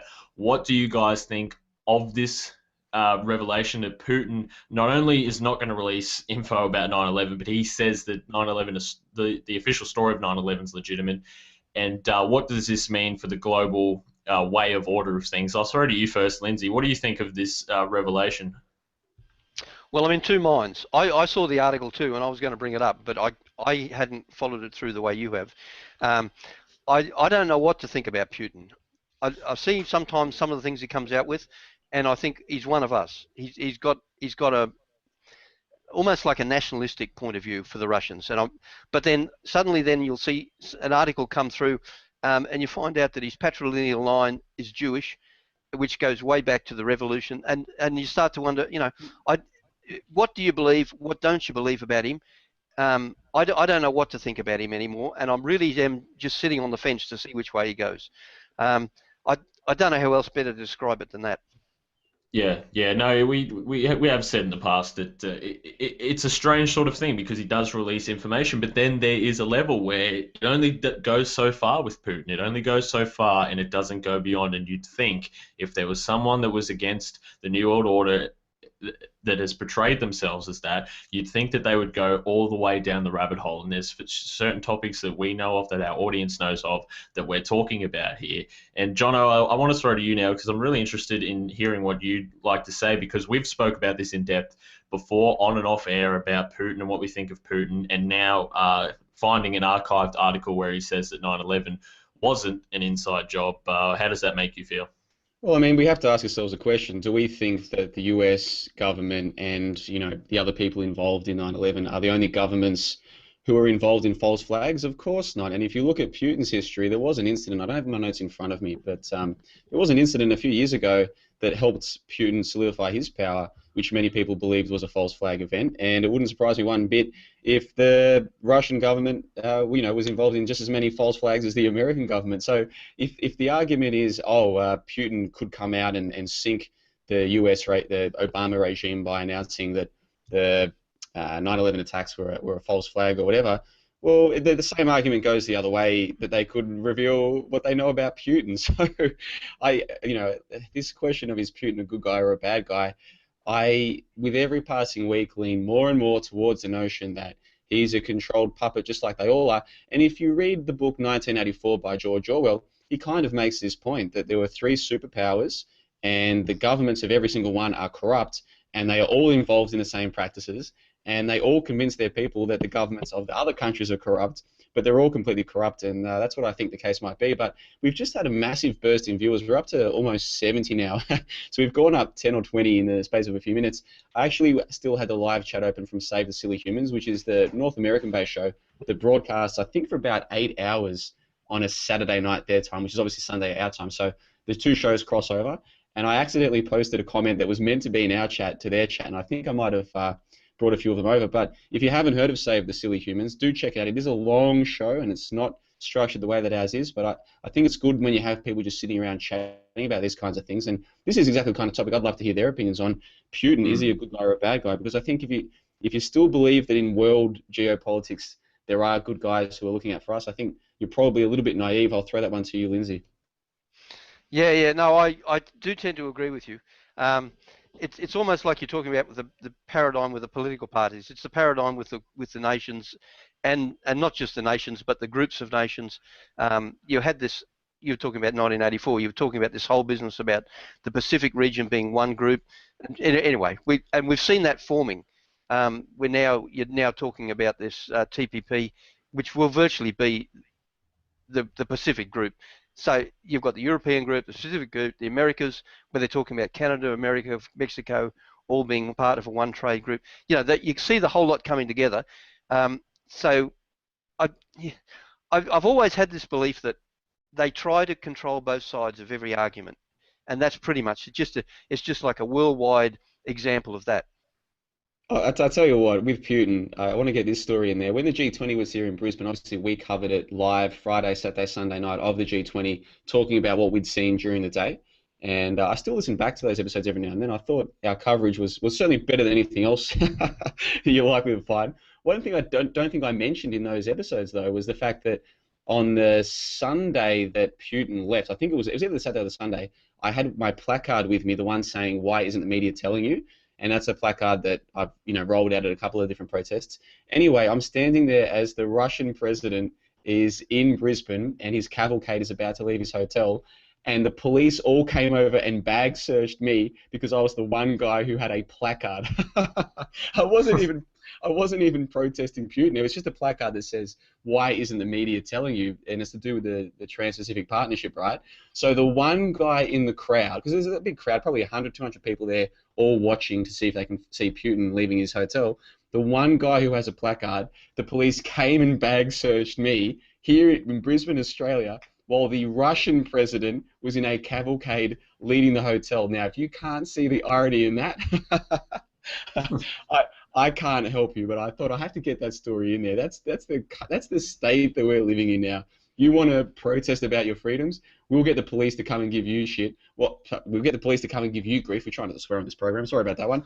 They come and give you grief while the Russian president is in a cavalcade leaving the city, and people want to try and tell me that A, that we're free, or B, that Putin is the one that's standing up for our... I mean, it's madness. Lindsay, I'll throw to you. Yeah, no, I agree with you. Anyway, we'll see as time passes, things unfold. We'll have a better idea of somebody will make a slip up, and then we'll have a better idea of whether, in fact, he does back up what he says, or whether he'll go to water on. I'm not convinced either way. So I'll just wait. And bide my time. Fantastic, Ethan. Any final thoughts on this topic? Yeah, I did want to say a couple of things, not to take up too much time, but I found this really interesting, and that's why I wanted to put it on the show today, because my decline in the faith I've had for Putin has increased substantially over time as the New World Order has progressed, and as we've continued all throughout this year and in the previous year and just the last couple of years, really. But one of the things that made me originally question Julian Assange, which I now believe Julian Assange is completely controlled opposition, was that Julian Assange came out and said that 9/11 is not an inside job. There's no evidence to suggest that the US government or whoever else was responsible with them was responsible, that the official story is correct. And if anyone has that kind of so-called information and leaked documents and hacking abilities as WikiLeaks and their team, you'd think that it's pretty obvious that they would be able to discover something about 9/11. So that was originally what made me first question Julian Assange, coupled with the fact that he's never really released anything new or groundbreaking. He's never gone right down the rabbit hole. We've never seen anything really exposed on the powers that be and the central banking system. All of these things that are vital to destroying the New World Order have not been released. And that's the exact same way I'm feeling about Putin now. And that's where I wanted to resonate. It was that I was unaware that Putin hadn't said this. And as always, I'll leave a link at AusRoundtable.com so you can check this article out from RT. And I will go look for the use forum itself to get the actual quote. And I'll probably make a video about it maybe.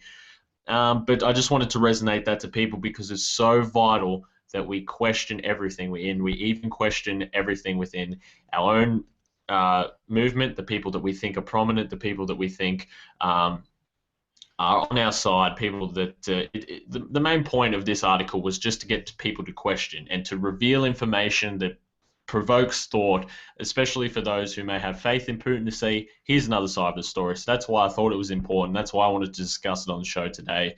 And yeah, that's all I've got to say. Just keep questioning. Yeah, in the live chat, Del Cra says that he's off to bed, obviously one of our many North American listeners. So good night, Del Cra. Adam Bravo has posted something. I haven't had a chance to confirm this, but he's one of our regular listeners. I'll trust him on this one. He says that there's an actual official post on Victoria's police Facebook saying roses are red, violets are blue, don't commit crime and we won't arrest you. And people are thinking, well, why is that so funny to me? That's your police that you pay for, by the way. Your tax dollars go to funding those people to post that kind of stuff to their Facebook. If you don't get it by now, you'll never get it. Lindsay, obviously Ethan wants to have a broader discussion about this thing to do with Putin and Julian Assange. Now, I'm sure most of us early on believed that Julian Assange, the whole story was legitimate. I'm sure most of us early on believed that Edward Snowden was legitimate. I think more and more now people are realizing, hold on a second, this is classic limited hangout operation. Lindsay, what say you? Yeah, there's a very strong possibility of it. I haven't gone into it as thoroughly as you fellas because I've had so many other things on my plate, but I might have to start looking into this over the next week or two. I am concerned about it. I came across something, this is a long time ago, to do with the Tasmanian shootings, the Port Arthur shootings, and there was somebody who started up a website attracting everybody to them, and I of course sent stuff to them about the transcript of the interview with the shooter, etc., and I found that it never went out. And it came home to me that this fellow is like a lightning rod. He's put his mark up, everybody's sending him stuff, and then he becomes the gatekeeper as to what goes out into the public. And that was a good lesson for me all that time ago, because it made me realize, okay, these people are not on our side. They're controlling all the avenues, so that it doesn't matter where you go, they're controlling it, so they can then become gatekeepers. And I think you'll find it's the same. You're talking about Julian Assange or whatever. It's all the same. But I will try and go into those specific people and just see what I can do as research. See, I defer to Ethan because I know he's really interested in this and has been for a long time, whereas I've had other interests. Okay, that's all I've got to say on that. Yeah, honest trolling in the live chat says that they come out with good information to suck you in as usual, and that's 100% true. That's exactly what gatekeepers do. It's not that everything they say is wrong. In fact, oftentimes they have good information. It's what are they not telling you? And there are so many things that Assange and Snowden are not telling us that we already know to be true. So you have to ask, well, why aren't they saying that? There's one obvious answer, and it's not the answer that people want to hear, but it is the obvious answer, and that is these people are limited hangout operations. It's clear as day to me, Ethan. I'm sure you open-minded to this as well. Yeah, definitely. As I said, that's the conclusion I made. And Lindsay, you did make a very good point there, and that was what I wanted to resonate with the discussion.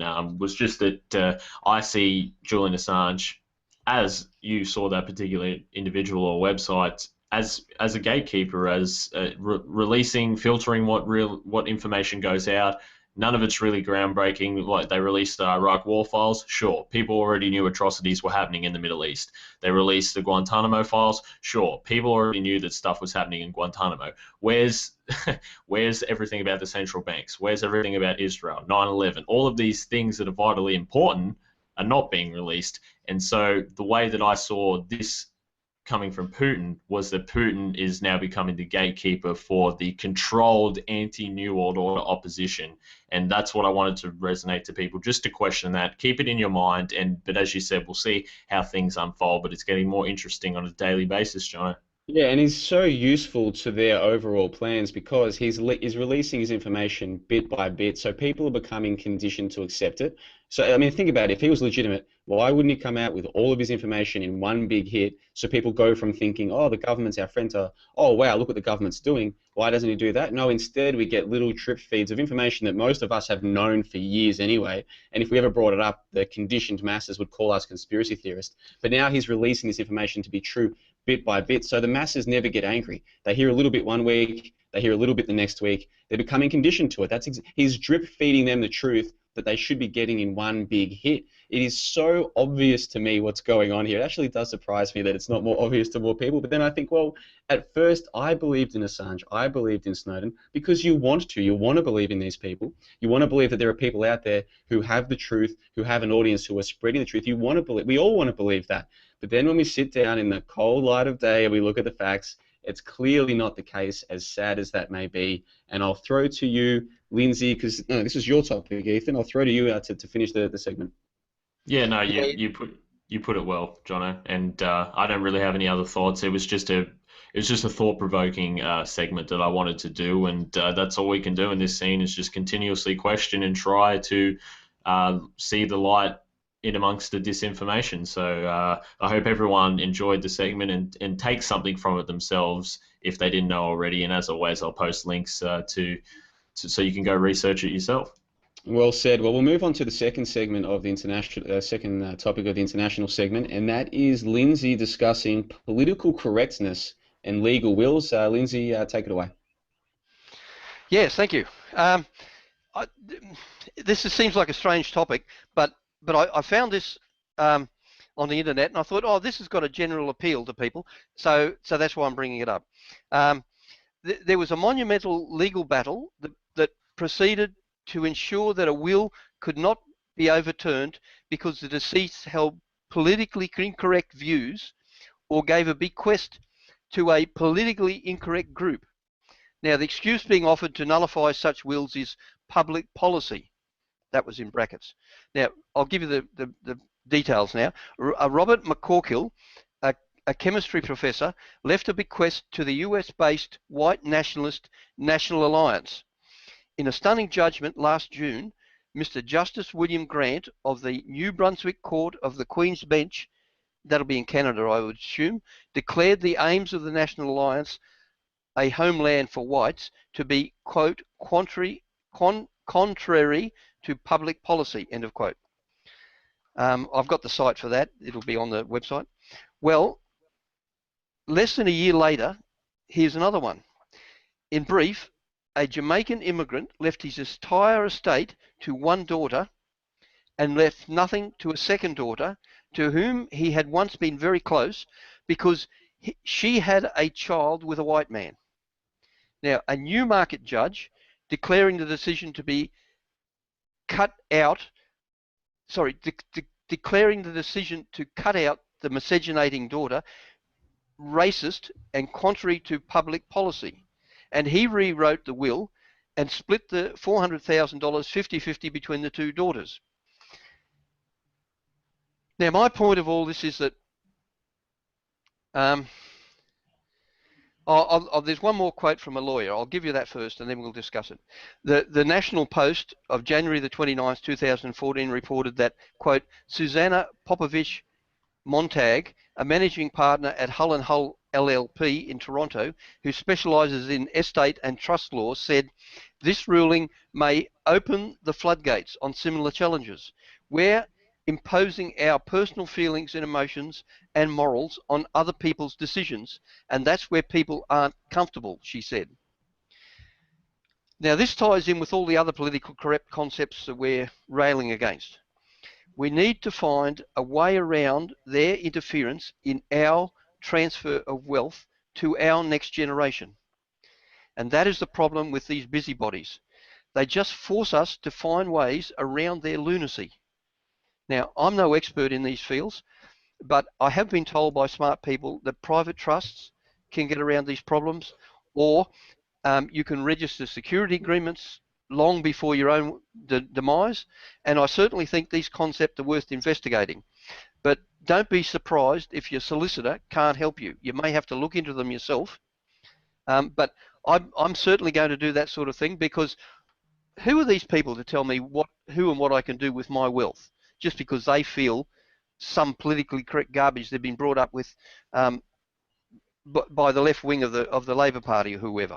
And that's pretty much it. I don't know anybody that I can go to ask that advice. I've got, like I say, I've got some friends who are pretty smart people who've set up private trusts, set up security agreements, but once again, I'm only just taking their advice. I haven't got anything specialised. Maybe some of our listeners have, and they can write back to us and give us some idea that we can put over this podcast. Over to you. Well, sometimes, Lindsay, we get lost in the beautiful timbre of your voice, and the central point that you're making needs to be repeated. What you're talking about here is someone who bequeathed something in their will to an organisation, and then a court or a judge saying that organisation couldn't get the money. Is that the basics of what you're talking about there? Yeah, it is, because it was going to the National Alliance, which is a white nationalist group, and he declared that was contrary to public policy. And it was the same with the other one, with the presumably Negro Jamaican, who was upset with one daughter who had a baby with a white man, and that was considered to be racist and contrary to public policy. This contrary to public policy business, which is, we'd probably call it politically correct crap or whatever, but that's what we've got to be guarding against, because they're trying to force it into every part of our life. And now with the wills, I think that's important, because that's one of their mainstays, is to keep us poor. Then you've got your head down and your backside up, and you're not looking around at where we as a people are going. Whereas we've got to learn to keep our wealth and transfer it from one generation to the next intact, so that further down the line, our people will be able to look after themselves and get away from this welfare trap. That's my feelings on the matter. So I'll throw it back to you. Yeah, thanks for that one. We'll go straight to you, Ethan. What are your thoughts on all of this? I think Lindsay made a real good point with the last thing that you just said there about us having to find a way to do this. And this is an interesting topic that I hadn't have heard of before, and I want to go do more research into it, Lindsay. So I thank you rather for sharing that. And it's extremely interesting, and that's where I go back to a sense of community, as maybe someone in this movement has a way to get around this. There's got to be some way that we can beat this. There's some way that we can retain our wealth, we can retain our freedoms, some way that we can use their system against them to make it collapse in amongst itself, because they've designed the system around us to essentially enslave us. And when it gets to a point where they are telling you what to do with your money when you have, when you're deceased, that's an even worse level that you can even be at. It's ridiculous. So we need to find a way to how to do it. And the only solution I can offer is coming together with like-minded people to try and find a way around this. But it's extremely interesting, Lindsay. So thank you for sharing that. Well, can I say broadly on the topic of political correctness, it's just another part of cultural Marxism.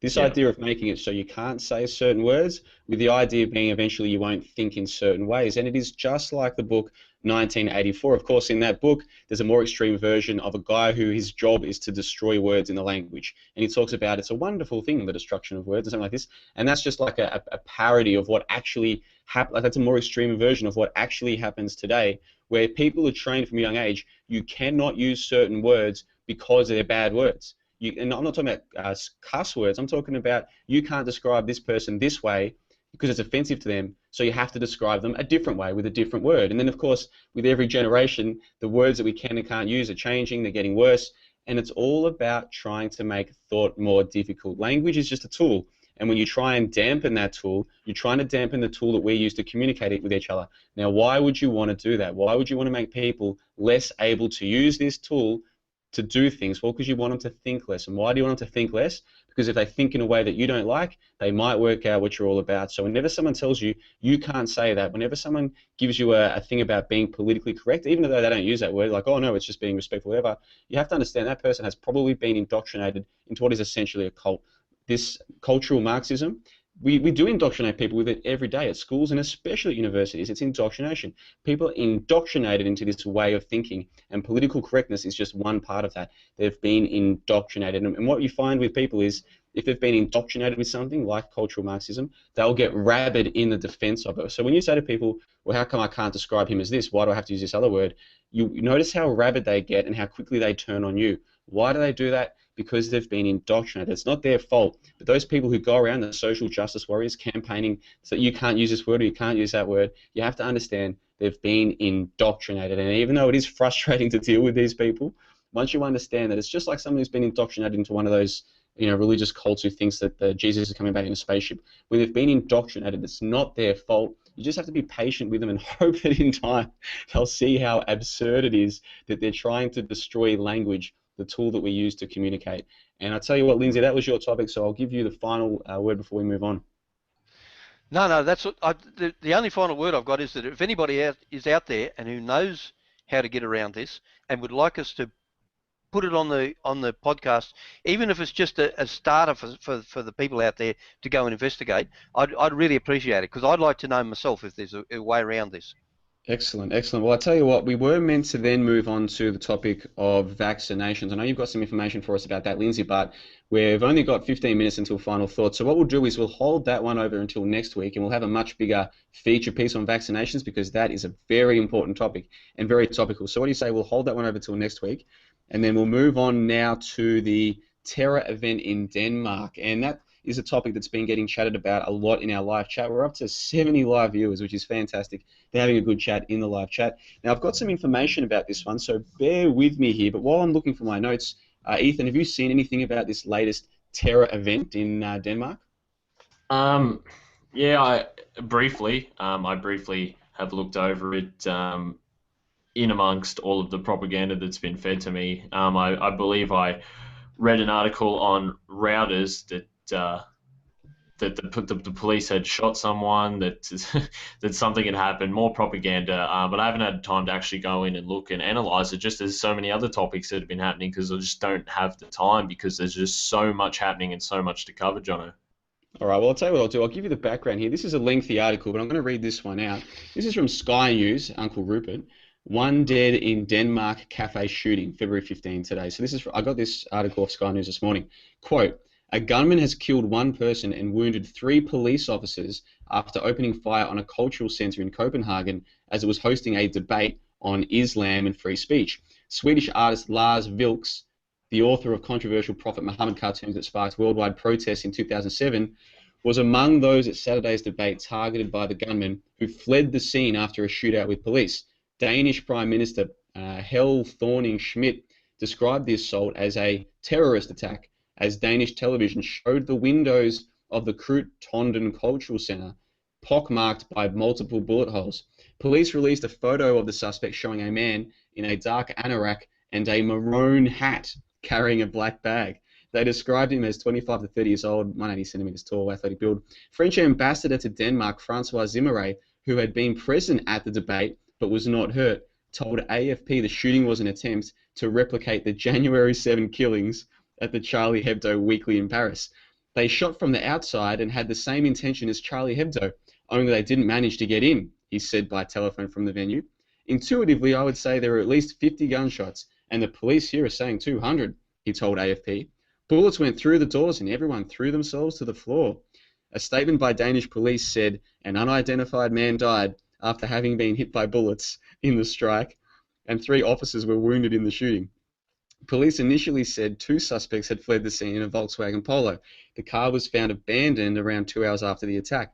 After the witness statements indicated there was just one attacker, police later said they were hunting for a lone gunman.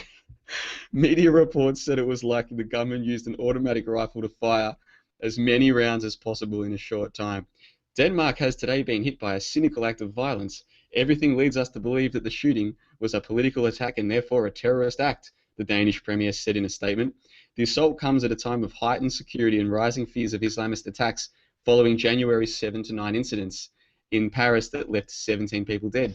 Satirical weekly Charlie Hebdo raised the ire of Islamist extremists by republishing cartoons by Vilks and other caricatures and periodically satirizing Islam. Vilks has been under police protection since his earlier controversial cartoons were published. Concerns of renewed attacks targeting symbols of freedom of speech and the press have been growing since the Charlie Hebdo assault. Reporters Without Borders Security General Christopher Deloire told AFP after the Copenhagen assault, "It's something that we feared after Charlie Hebdo. We see that ultra-radical groups are leading a war against freedom of expression, against the freedom to be irreverent about religion, and against the simple freedom to debate them," Deloire said. French Foreign Minister Laurent Fabius condemned what he called a terrorist attack targeting a public meeting, saying in a statement that France remains by the side of the Danish authorities and people in the fight against terrorism. End quote. Those gosh darned Muslim extremists trying to take away our freedom of speech yet again. It seems like every time a magazine exercises their free speech by deriding Islam, every time public debate is held about the evils of Islam, some gosh darned Muslim extremist tries to take away our freedom of speech. No, it isn't the government taking away our freedom of speech, passing their draconian anti-terror laws. It isn't the Jewish lobby taking away our freedom of speech when they get people fired from their job for criticizing Israel's slaughter of innocent Palestinians. No, The real bad guys are the Muslim extremists who get into shootouts with police while wearing maroon hats and flee the scene, leaving behind only grainy, pixelated images. Lindsay, what say you? Yeah. Just when I was listening to the details, I just thought it's a wide variety between 200 bullets and 50 bullets, and between two men. Two men, I can understand they might have been able to get off 200 shots, but one man, I find it hard that one man would be able to get off 200 shots and still escape. I find the whole thing about it breaks down a bit there. I'm not a shooter very much, so I might be wrong, but it just seems like the whole thing's a bit far-fetched. I'm not a shooter very much, says Lindsay. Yeah, feds, don't knock on Lindsay's door. No. So, Ethan, I know you haven't had time to look into this one, but just based on the Sky News article that I read out there, there are a few red flags immediately, aren't there? Yeah, definitely. And while you were reading that out, I was just doing a little bit of background research to get some context, some added context onto it. And the one thing I came across was David Cameron on his social media account saying, "I condemn the shootings in Copenhagen. Free speech must always be protected. My thoughts are with the Danish people." So for me, that right there is the biggest hole in the story, because Mr. Nonviolent Extremism himself is coming out saying that free speech must always be protected. I mean, it just makes you sick to see this. It just makes you sick. And they're just not going to stop. These attacks are just going to continuously happen until all of our free speech have been eroded, Johnno. Well, that's the funny thing. I mean, a couple of weeks ago, we discussed the fact that in this country, an Australian man was jailed for 3 years for saying words to the effect of, he believes that Judaism is a religion of death and violence and something like this, right? So he said some nasty words about a religion. He spent 3 years in jail for that. He was actually sentenced to 11, Brendan O'Connell. He was sentenced to 11 years jail on, I think it was 6 charges. But the courts were very polite on him. They let him serve his sentences concurrently. So it just ended up being 3 years. He spent 3 years in prison for criticising Judaism. But then we read this trash from Uncle Rupert's Sky News saying that it's the Muslim extremists who are trying to take away our freedom of speech. You have to be an absolute moron not to see what's going on here. Lindsay, I'll throw to you. Yeah, I couldn't have said it better. And just one of the things I keep throwing in all the time is that Brendan had his arm broken in prison in those 3 years, and he had to have a broken arm for a month before they give him medical attention. And I think people need to realise that. So it's not just vindictive business by the court. There are other forces as well, breaking his arm, and that the whole thing stinks. But yeah, I'll come back to that. Yeah, that as soon as you mentioned the British Prime Minister, the French Foreign Minister, it's this coordinated effort all the time. It's a campaign. We see it happening over and over. There are more threats of another large, like a 9/11 happening in the UK. The US. There's talk of that. They keep dropping these hints that this isn't going to stop. We're just going to keep going, and that worries me. Yeah, and they're doing a world tour, and Jeff C. of Free Radio Revolution has been saying for a while that he thinks Germany is next, and I agree with him. I think Germany is next, but we're both wrong. It looks like Sweden's just copped it, and then next will be another country and another country. They're doing a world tour, and you have to wonder, how many countries does this have to happen in before people start to wonder, hey, how is it possible that every one of these countries has 1 or 2 incidents, and then it moves on to the next country? How is this possible? It's just ridiculous. And when you talk about the coordinated attack, think about this. From that article I just read, we've got the Danish Prime Minister, Helle Thorning-Schmidt, has described it as a terrorist attack. We've got the French ambassador to Denmark, Francois Zimmeray, making public comments. He was actually there. How do you like that? How convenient is that? There's someone else in there as well, French Foreign Minister, Laurent Fabius. So you can see, look at all these people, an incident that just happened. They're all coming out making public statements. That alone should tell you that there's something dodgy going on here. I'll throw over to you there, Ethan. Yeah, no, you're completely right, Jono. And as I said, it's only going to get worse, because it's just hitting every country after country after country. And with the power of the media that they have at their hands, it's just not going to stop, because the people are just going to continuously keep buying that. And it's just going to continue to enforce all of these draconian measures until we're completely enslaved. Yeah, and so we've got the media telling us that, oh, there are these Muslim extremists who believe that if they bomb you, they'll go to heaven and get 70 virgins. And most people have heard these ridiculous comments about Islam, and we're being told that the Muslims are the boogeyman, there are these Muslim extremists who are going to harm us. And yet we're not being told in the media about the fact that an Australian man spent 3 years in prison for criticizing Judaism. Now, I don't care what he was criticizing, whether it was Islam, Judaism, Christianity, science. I don't care what the guy was criticizing. Their words. Why is he spending 3 years in prison for his words? And meanwhile, we've got the media telling us that it's these gosh darned Muslim extremists that are the problem. It's utterly, utterly ridiculous. But we do have to leave that topic there because time is of the essence. And you know, we're up to 70 live listeners right now. So I'm so thankful to all live listeners. Obviously, there's another show that runs at the same time as us. That's Save the Silly Humans by Robert J. Morris. They've got 70 listeners. So between us, that's 140 people right now listening to shows that discuss these kinds of things. And it just fills me with so much optimism when I see that more and more shows are doing this kind of work, and it's fantastic. And we're so thankful to every one of the 70 people who are with us right now. Now, we do have to move on to the final topic, and that is the TransAsia plane crash. I know the listeners have been looking forward to this one. I have too. I'm going to read out a little thing that I've prepared, so listeners, bear with me. The TransAsia plane crash event. Now, last week I closed out the show by touching upon the TransAsia plane crash event and the consternation it had led to in the event skeptic community on YouTube. I stated that we, of all people, should be open to other people questioning the event. After all, if those in the event skeptic community can't be skeptical of an event, well, then who can? And I listed about eight or nine questions that I had about the event from the small amount of time that at that time I'd spent looking into the event.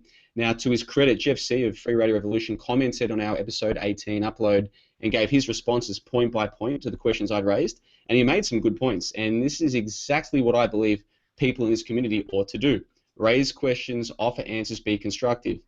Now, I've looked further into the incident for myself, and I've had some time to look into it, and I have found plausible answers to some of my questions. For instance, I asked about the fuel. Where is the fuel from the plane? It had just taken off from the airport, so it ought to have been full of fuel. Why, I asked, did we not see photos of the fuel? Well, I've looked through probably thousands now, certainly hundreds of photos, probably thousands.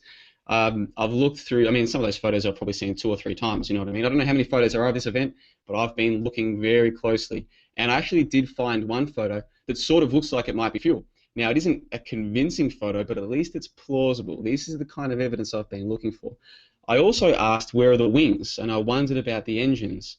Well, I've found a couple of photos of a plane engine from the wreckage. Now, the propellers are missing rather conspicuously, but at least we have photos of an engine, which is something.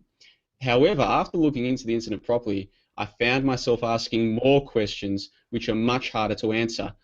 For instance, why was CNN pimping a victim's relative who was identical right down to the black and white shirt to a victim's relative in an alleged air crash from 2014? That's the exact same person, there's no question. Why was CNN pimping this person as a victim's relative of this incident? Another question, why is there no dash cam footage from cars heading in the opposite direction? We got dash cam footage from 2 or 3 cars heading the same way, but we don't have any dash cam footage that I've seen from cars heading in the opposite direction. Now, Google Image shows that the freeway in question runs parallel to roads which run the other way. You can see them, they're right there. So where is that footage? And you think about it, it'd certainly be much harder to put together if you were engaging in CGI trickery. It'd be much harder to do it from 2 different angles. To do a video from the same angle, from 2 or 3 different cameras, not so hard. To get footage from the opposite side, much harder. And it is conspicuous that we don't have that dash cam footage from different angles. Next question, the grassy area between the bridge and the river, why is it completely untouched? If the wing was pointing down as it hit the bridge, that same wing should have made an effect on the grass between the bridge and the river, but it's completely untouched. Why is that? Are we supposed to believe that this plane landed smack bang in the middle of the river and then just stopped there as though it had let me repeat that, as though it had hit quicksand? Is that what we're supposed to believe? The plane just fell in the middle of the river, didn't touch anything outside of the river, and got stuck there? Is that what we're supposed to believe happened? Next question, why did the rescuers send at least 3 boats to the plane without collecting any survivors? And we've got footage of this. They sent at least 3 boats to the plane that didn't actually take back any of the survivors who were standing there waist deep in the water. And they even handed the old man an oar. There's footage of these so-called rescuers handing one of the so-called survivors, an oar from their paddle boat. Why did they do that? Why didn't they take the rescuers back immediately, especially the little child? Speaking of the rescuers, why did two of them swim in a part of the river which we know for a fact was so shallow that people were able to stand in it, thigh deep? Why were they swimming? We've got video footage of people swimming in water we know they could stand up in. Why were they doing that? And finally, the baby who had, according to the official news reports, been resuscitated by his father after drowning in the river water. Why wasn't he why wasn't he wet?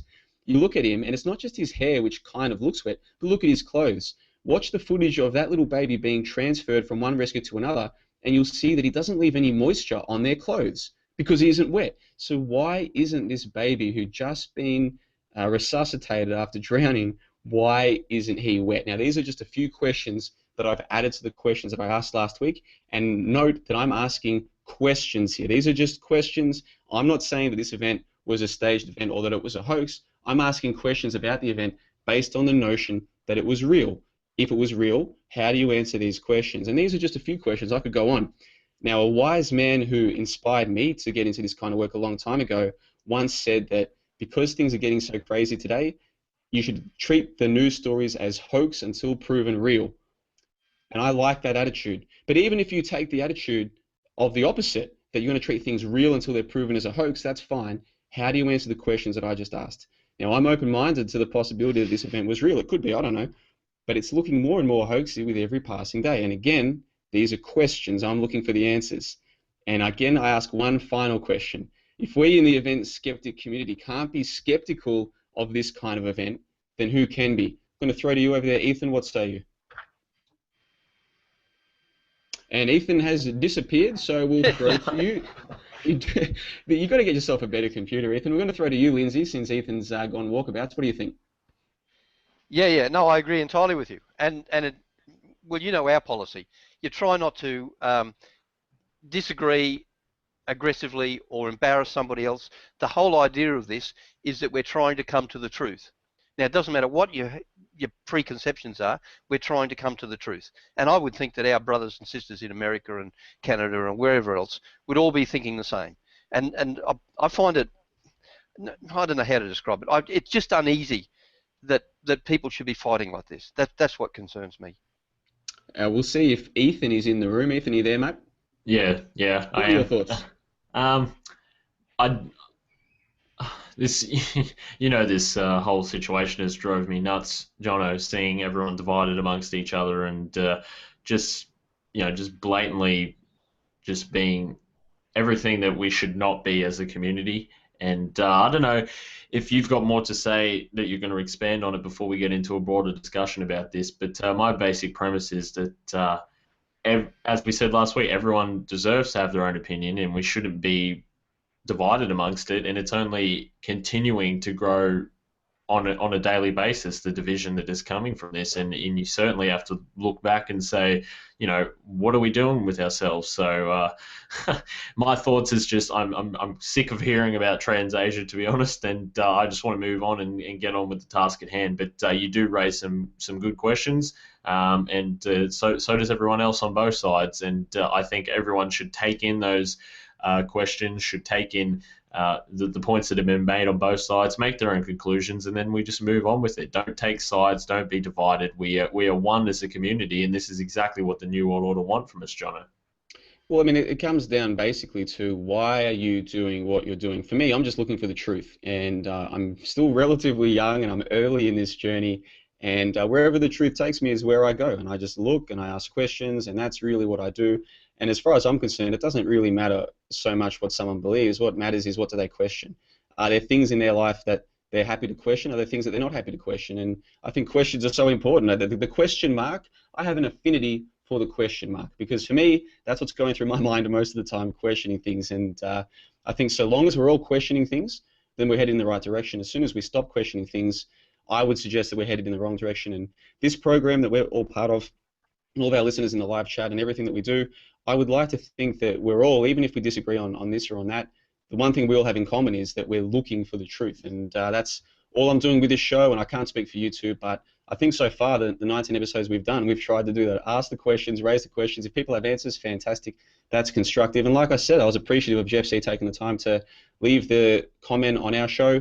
And he went through point by point, and I thought it was fantastic. Now, I don't agree with all the points he made, but the point is, he left that message there. He put the time in to write it, and that's what I think we should all be about, is trying to be constructive.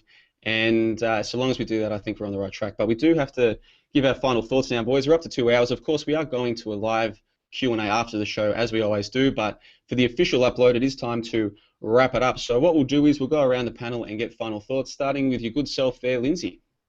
Yeah. As usual, I don't have any original thoughts. No. I'm very happy with the way the show's gone. I think we've covered some good topics today. I've learned a lot again. I really love being with younger people. It's really good for me. I get ideas that I wouldn't even think of. So I'm very pleased to be part of this, and I think it's going well. Thank you. You really love being with younger people, Lindsay. I know a few religions who would fit you right in. We're going to throw over to you. Ethan, any final thoughts, mate?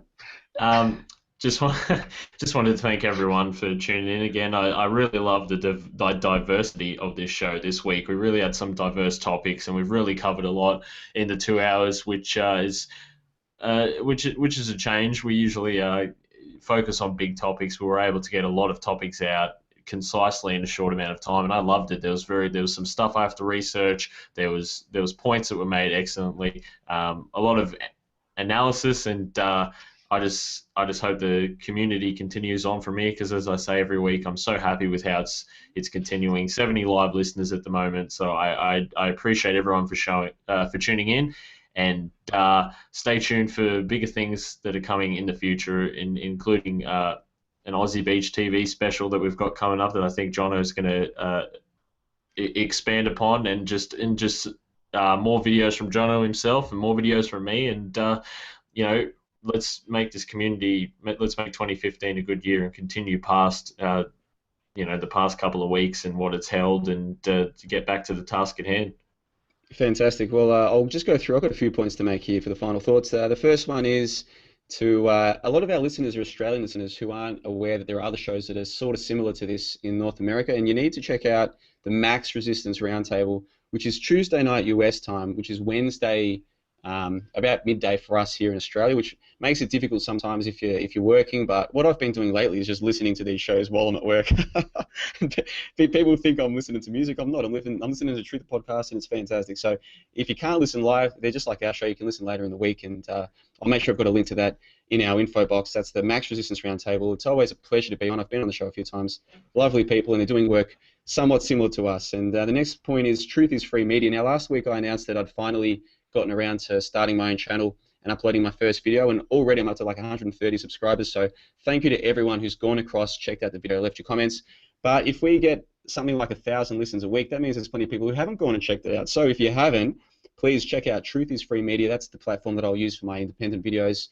And if you like the video, make sure you subscribe, leave a comment. It's so far been fantastic feedback, and I'm very appreciative of all of that.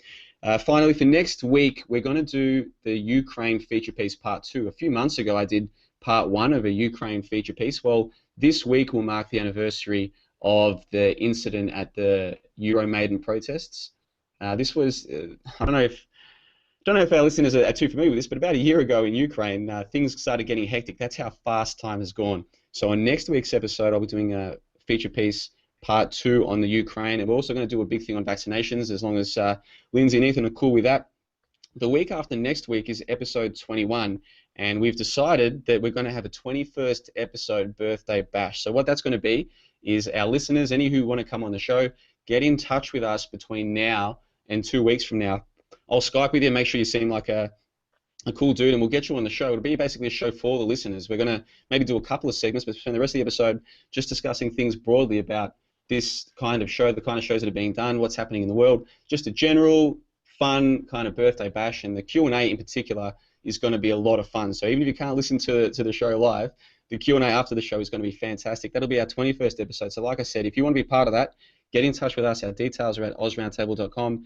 Email us, we'll get in touch with you, and hopefully we can get a few listeners on the show. There's a few in particular that I'd love to have on the show, so I do hope to hear from you if you want to do that. Finally, Aussie Beach TV. We had Aussie Beach in the live chat during the show.